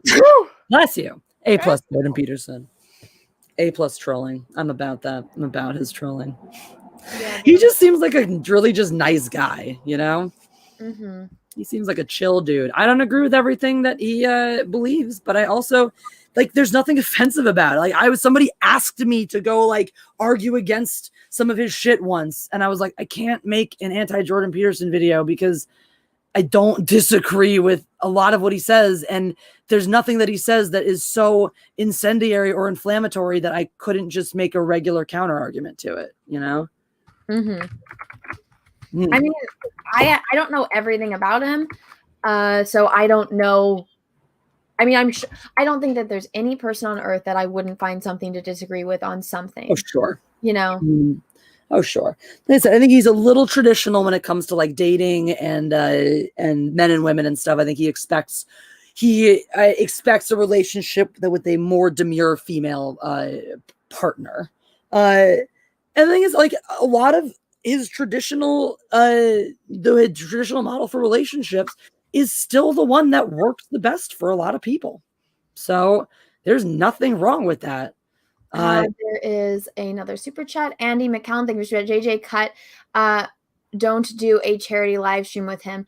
Here's the thing with that, though. I don't think JJ would ever do a stream with me to begin with, because I would grill the fuck out of him, not just about Star Wars, but about Star Trek. I don't think anyone in Hollywood that makes movies, because I don't blame actors. Actors don't write it, right?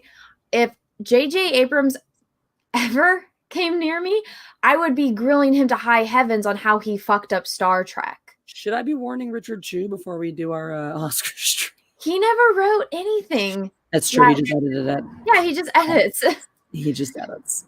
But yeah, but another thing, guys, because somebody was giving me shit on Instagram for, they're like, you wouldn't do this for charity, da, da, da. And I'm like, you do realize that the point I was making was it would be me giving money to help humans become, like, go to Mars. You don't think that that's an important thing to do to help humans become is that interplanetary or beings? Yeah, interplanetary. You don't think that that's helpful to the fate of humanity? I think so, but that's just me. But as far as doing charity streams, guys, I don't mind being a part of a charity stream, but I don't. And not to say that anyone that has done this does this, but if I'm going to give to charity, I'm going to do it of my own merit, and I'm not going to go and advertise it online that, oh, hey, I'm doing this. If a charity reaches out to me and wants me to promote their charity, that's a different thing. But I have a really big stigma when it comes to big organizations and charities. Like, so when I donate money, like, I like this at zoos. It's like, well, do you want the money? And this, I used to do stuff with the aquarium down here in Southern California. And they said, well, here's like different boxes and you can donate your money. I want the seals to have more fish. I want to donate, like, this is the box that you put money, or that you can pay money, and they tell you exactly where your money goes. This goes to getting more animals to getting more food for the animals. This goes to science towards the animals. This goes specifically to the veterinary staff that we have for them. I do that. That's the kind of charity that I like to do. I don't trust big corporations at all. Yes, they do great things, but when you have bigger organizations, that money might not necessarily go to the actual thing. It might go to paying people's salaries that work for the charity, even if it's a nonprofit. Why do I get the weird feeling that you and I are going to like start an animal rescue together someday? That would break my heart though. So I can't get too involved because it just makes me really sad. But so there's, I mean, last time I was at the zoo, there's a zoo close by to where I live, and there's a bald eagle there, and the bald eagle can no longer fly. And I asked at the zoo, I was like, can I donate money to this bald eagle? And then at this same zoo, there's a species of horse that is currently going extinct because they don't need them anymore. And they're not ponies, but they're kind of shorter like ponies, and they're a little bit more sturdy because they were used in England to plow fields. And there used to be hundreds of thousands of these horses, and now there's less than 200. And so I'll donate money to specific people or specific instances like that. As I'm really big on animals because, and this isn't because I respect Drunk and everything that he's done for children and for other people in impoverished parts of the world. Me personally, I look at it and I'm like, well, you're a human being, and there's other people. You are capable of doing things that animals can't. Animals don't have a voice. You can ask for help. Exactly. You can ask anybody for help. Animals can't. They don't. I've always been the same way because I'm like the same thing, you know. And yeah, there are plenty of people and causes in the world that are worthy of charity. But I'm the same way. I prefer to help animals because they are an underserved part. They're an underserved need in our world constantly, and they can't help themselves and they can't ask for it. Exactly. And even so, like, that's why it kind of broke my heart when he died, because the crocodile hunter was one of my heroes, and their entire show and everything that they do as far as promotion, that goes back in to the animals. Yeah, they have an entire animal hospital in Queensland. It's the most impressive. I think it's the most impressive animal hospital in Australia, and it has an entire koala chlamydia wing. It's the John Oliver koala chlamydia wing. And I love the story behind why that is. But have I told you that story? Yeah, you have, but I don't think it was actually like 10 matriarchies ago. Probably that one's excellent. But yeah, no, it's amazing and the entire family works there and continues to dedicate their life and their time to protecting the animals. Exactly. And it's stuff like that. And so I like helping animals because animals don't have a voice. Animals can't defend themselves. Well, they can physically defend themselves, but they can't voice their opinions, and they can't advocate for themselves. And there's so it's like there's, you know, I don't like PETA because they do some things that I think are really shady, but like there's some people out there that are like, oh, well, people shouldn't have pets. But I'm like, my dog Tulip wouldn't survive in the wild. Right. My dog is very, very happy with me and Peaches. Trust me. She's the most, I spoil that dog more than anything else in the entire world. Dude, our cats love us so much. They get upset when we leave. It's like, I'm not going to, like, they want us here. Trust me. But so even like down here where I live, there is a reptile zoo, and they have crocodiles, they have snakes, they have anacondas. Nice. I'll donate money there, but again, I don't personally. It gives me that kind of icky feeling because if I do it in public, I don't need to advertise that I'm doing this because that makes me feel weird about that. You know, feels like virtue signaling. Exactly, and so I'm happy. I'm so happy that my friends have been able to raise money, so much money for charities, and they're doing it, you know, all out of the kindness, and everyone in the chat too that donates to that and out of the kindness of their hearts. It's not something that I personally want to do because I do it on my own, and I would feel very uncomfortable doing, because I would feel like it would just be, hey guys, look, I raised all this money for charity, and it's like, well, is it only important because I did it in public? Right. You know?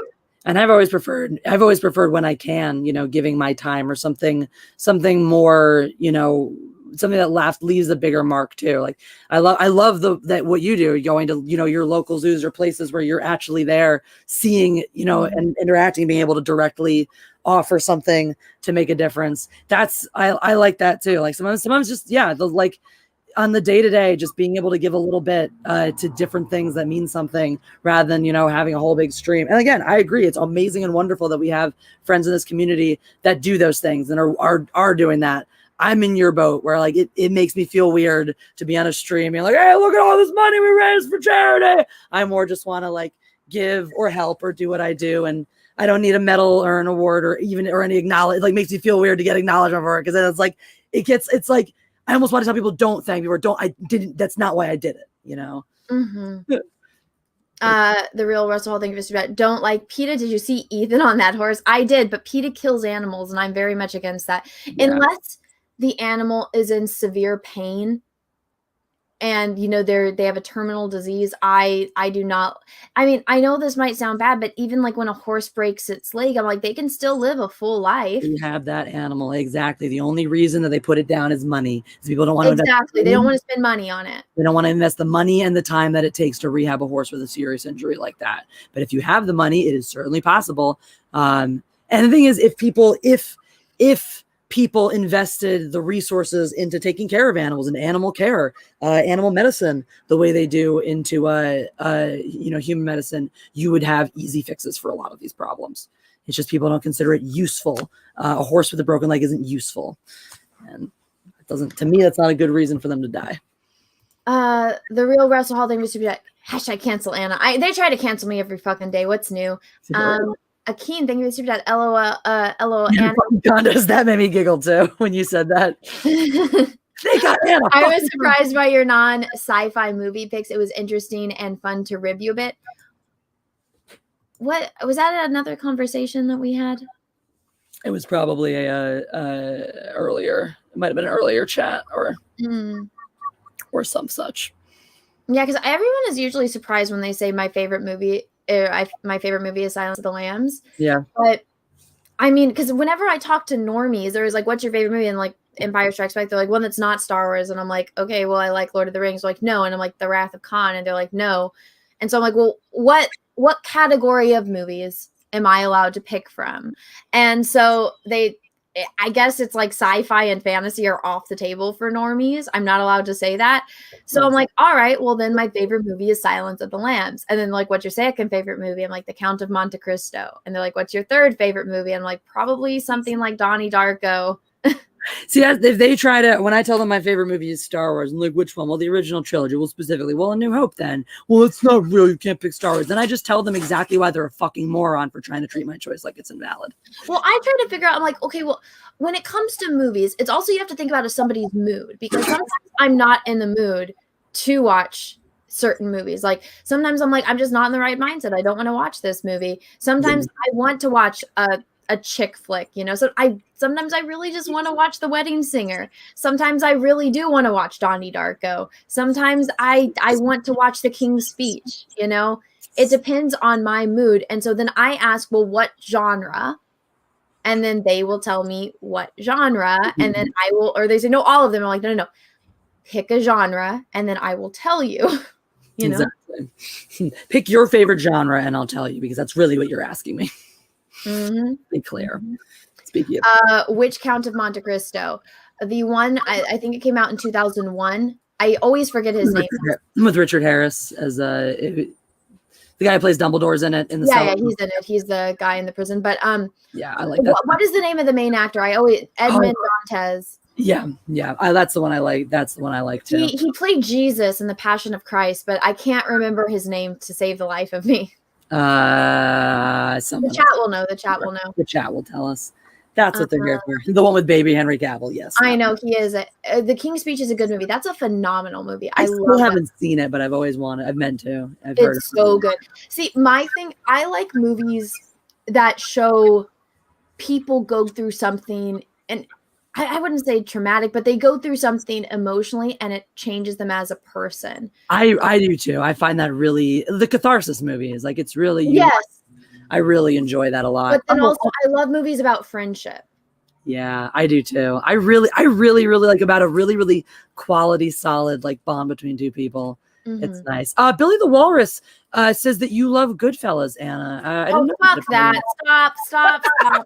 We're not getting into this. Stop saying that I love shit movies. I heard that you get snapped out of existence. Deanna, I think now that JJ's at Warner Media, do you have hope for a Star Trek movie announced from Tuoni? Get that away from me. Oh, look how much of a super sale it was on. You notice that because it's fucking shit? Yeah, because it's the Blu-ray. It's not even like a 4K version or anything.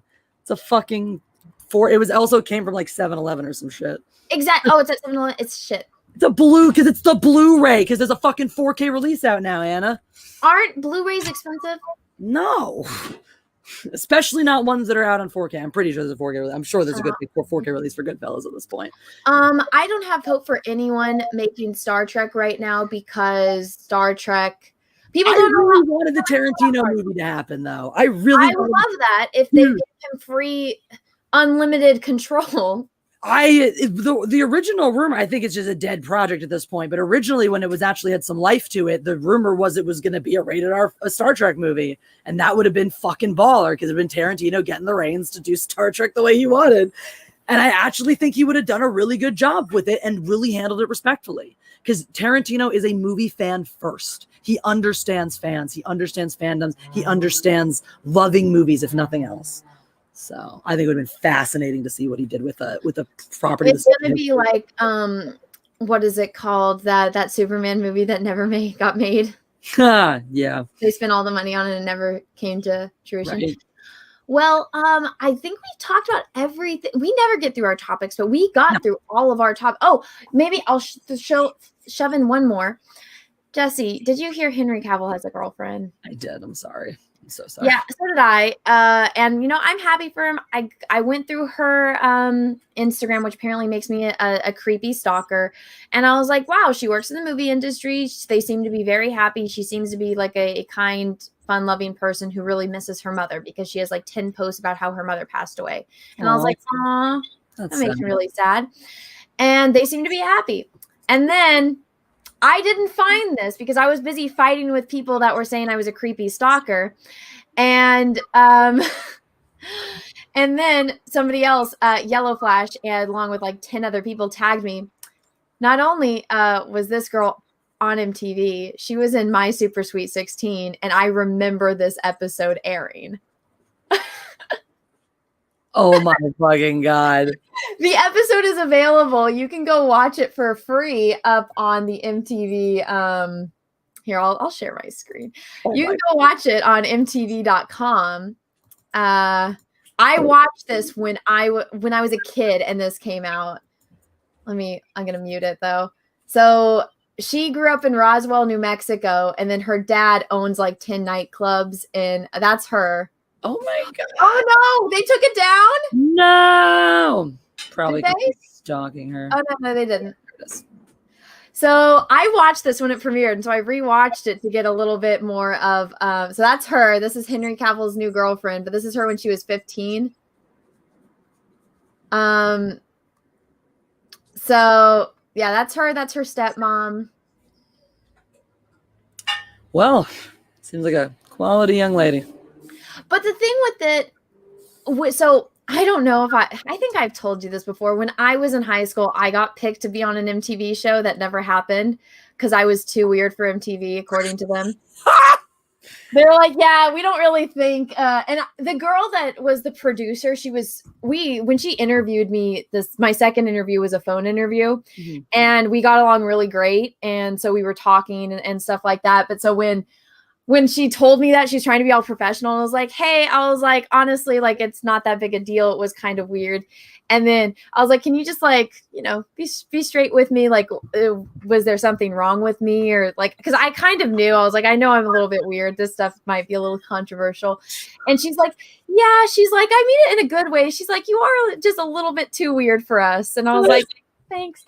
That's okay. It's good to know. I would have taken that as a compliment back then. I did. And the girl was really nice. There was no hard feelings. She let me watch some of the footage specifically so that's the thing. She actually ended up liking me. And so she's like, I kind of want you to see some of this. And so she showed me some video footage of my friends that I thought were my friends that actually weren't my friends. Oh, wow. That were going to say something that was going to add a lot of spice to the episode. Oh, wow. Yeah, so I was like, thank you for letting me know. But so my thing with this, because I did a video on it, of course, but I'm just like, she was 15 in this. I'm sure if my episode got aired, it would make me look terrible and I would be so embarrassed. I'm like, she's 15, she's 31 now. Yeah, she was a teenager. She was a kid. I'm not holding it against her per se. But also the way that MTV does things, so they specifically try to, especially if you're a kid, you're not going to realize what they're doing. They ask you certain questions to try to back you up into a corner and get you to say controversial stuff. And the way that they edit this episode, she'll be in the middle of a sentence and it cuts to her on a beach with her friend answering the question, but she's obviously answering a completely different question, but they cut it so that way that it looked like that was the answer to that question to make her look really bad. Yeah. And they also have things staged. Like, it's like, this isn't natural. This isn't the way people talk or the way people would respond to certain things. Yeah. So I felt kind of bad for her. But did you know that now you know, Jesse, now you know. Well, there you go. I mean, I could be a bitch and say, well, I mean, she's probably just using him as her emotional crutch while she gets through the loss of her mother. And then, you know, after she's over that, they'll find out they really don't have that much in common. They'll break up and they'll be free for you. Plus, he has a track record with brunettes, right? So if she's still blonde. No, he's dated blondes too. He goes back and forth between. It's like, actually, you know what's funny? He'll date a blonde, and then his next girlfriend will be brunette. And so this actually, his last girlfriend was brunette, and now this one's a blonde. So there you go. She's the filler girlfriend before you. That's it. That's it. Everyone's like, well, we now know Anna's a stalker. I didn't find this out first. People sent it to me because I was fighting with people because apparently me scrolling through her Instagram, finding out that she was on a panel on Comic-Con via her Instagram and saying, whoa, she worked on Wonder Woman. What did she do at Legacy Entertainment? And I looked up at her IMDb and it led me to her LinkedIn. Oh my God, how terrible. She has all of this in public and she promotes her job. How terrible. And then everyone's like, oh, I didn't find this. And I showed this in my video. I'm like, look, apparently all these people that all are saying in this entire thread that they all found it too and they all watched it before me, they must all be creepy stalkers. Oh my God. I guess so. Must be psychos. Yeah. Anyways. In other news, Shawn Ashmore has not appeared on The Rookie in several episodes, and it upsets me. Also, I do think it's really funny, though, because I posted a picture of him on Twitter, and I was like, well, fuck you, Henry Cavill, you know, Shawn Ashmore. And a bunch of people were adding me, being like, oh, what, you mean Iceman? I'm like, no, I mean Jake from Animorphs. You're the one who's late to the party here. And then they kept being like, oh, what about this guy? And they were posting pictures of his twin brother, Aaron. Like, I've never fucking heard. I've had a crush on Shawn Ashmore for over 20 years. I knew about his twin brother, Aaron, when Aaron would occasionally double for him in Animorphs way back the fuck then. And I could always tell because Aaron's face has always been a little more gaunt than Shawn's. You got a sick sense of humor. What? Grandpa Joe? I didn't do that. From Philadelphia? That's not me. I got Grandpa Joe. That's awesome. What the fuck? All right. That's awesome. I don't know. I don't know what's going on. Well, no, that same thing happened to me the other day, Jesse. So they announced that Pierce Brosnan is going to play Dr. Fate, and I posted this on Twitter. I'm like, I'm very glad. I was like, I love Pierce Brosnan. I think it's cool that he's going to play Dr. Fate. And also, you got to remember, this is on Twitter, so you're only allowed a certain amount of characters. So I have to express myself to make sure I make every point with as little words as possible. But apparently, that's not even good enough because so I said. I really like Pierce Brosnan. I think he's going to play Dr. Fate greatly, or he's going to do a good job. But I'm kind of sad because Dr. Fate was the first comic superhero I ever read, and I like that character. I even wrote my final in at college. I took a history of comics class. My final in that class, I wrote a paper all about Dr. Fate, the origins, and all of that. I said that. I'm like, I wrote a paper on him in college for my final. And then I'm like, I'm sad that this actor isn't going to get to play him because he did the voice character, the guy from The Mummy. He was the voice character of him in Superman, the animated series. Yeah, cool. And I was like, I really like this character. And I posted that and I was like, I'm happy, but I'm sad at the same time. Everyone's like, well, yeah, but that guy Pierce Brosnan's playing this Dr. Fate, not this one. And I'm like, I know. I was like, do you not get the fact that I said this is the first character I read and that I wrote a paper on it? You think I don't know that there's different characters? I'm just saying that this is the first live action, and it would have been cool to give that guy the opportunity since they're going with that. I know it's a different version of Dr. Fate, but to me, but apparently everyone wanted to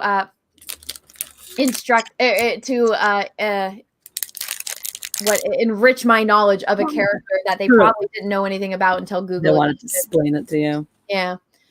Is that a tiny ice cream? It's a marshmallow ice cream cone. Oh, disgusting. I love these. I hate are marshmallows. Eat it all in one bite. These are my fucking childhood. Yeah. Thank you for super chat. Yeah. Russell, thank you for super chat. Yes, it is mind-boggling. You'd be called a stalker. I believe it's supposed to be read.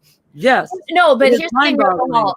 In comedically, it's fine. But when you're actually saying, "Oh my God, you scrolled through a girl's Instagram, you're a fucking stalker," because they're children that don't know how life works. But I believe the way Russell's super chat is meant to be read was, yes, it is mind-boggling that you would ever be called a stalker. Yeah. Thank you for the super chat, even though you did not say anything. Yeah. Alcohol. Thank you for the super chat. Remind me what color are Henry's drapes. It depends on where he's at. Not the same color as Sean Ashmore's, which is the important part that we should remember. But thank you for the super chat. Anyways, everyone, we've gotten to everything that we were going to talk about today, which never happens, but we did go over. We usually like to keep this at 2 hours. Now it's at 3.5 hours. Yep. But Jesse, is there anything you'd like to plug before we leave? Backstealing Solo. It's super important that you all do that forever. Oh, and we have to lock down the official date, so I'll have to chat with you about this afterwards. But next weekend, prior to the Oscars, we are going to be doing a live stream on Mindless Entertainment with me, with Jeff, with Anna, with my friend Lindsay, who was a Victoria's Secret and Calvin Klein model and an actor and other stuff. Is an actor and other stuff. And Richard Chu, that guy who edited Star Wars, like the first one. Which my mom's going to be in town next weekend, so that might be a little hard for me. That's the only. She was supposed to be coming a different time. Now she's coming that time, so we will have to talk about it. Yes, if you need to bail, let me know because I can find somebody. I can probably get a. I don't know what's going on yet, but I might. That's one thing because I'm kind of pissed off about it because it. Never mind. We'll talk about it off air. But thank you. You did. Yeah, everyone go up to Jesse's channel. It's called Mindless Entertainment. YouTube doesn't like her very much. They kind of suppress and shadow ban her channel. So make sure you go check that out. Yeah, I was up to almost another additional 100. I've lost like an additional 100 subscribers from my last big bump. So yeah, it's cool. It's great. It's super fun. Yeah, YouTube is like that. And then guys, I have whatchamacallit.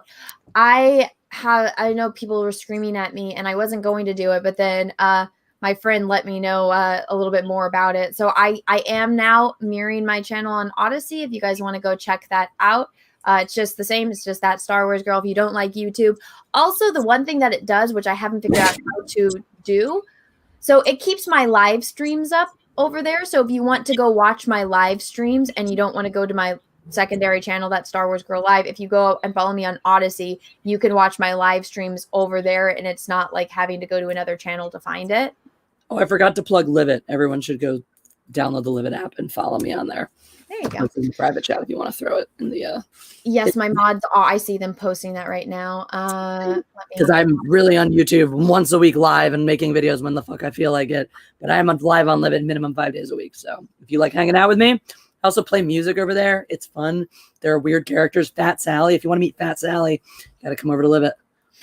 And then what I was going to say something else. Oh yeah, I have an art channel. It just passed 4,000 subscribers. So thank you guys. I want to get that channel monetized so I can put up more content over there but I need watch hours. So if you guys have free time, just have one of those videos playing in the background. So that way it helps my watch time. Please and thank you. And guys, until next time, have a great rest of your day, morning, evening, afternoon, wherever you are in the world. And may the force be with you because we are really, really, really going to need it. Bye, everyone. Hey, everyone. I just wanted to let you know, if you didn't know already, that I have an Etsy where I sell prints of my artwork. I got Horrorville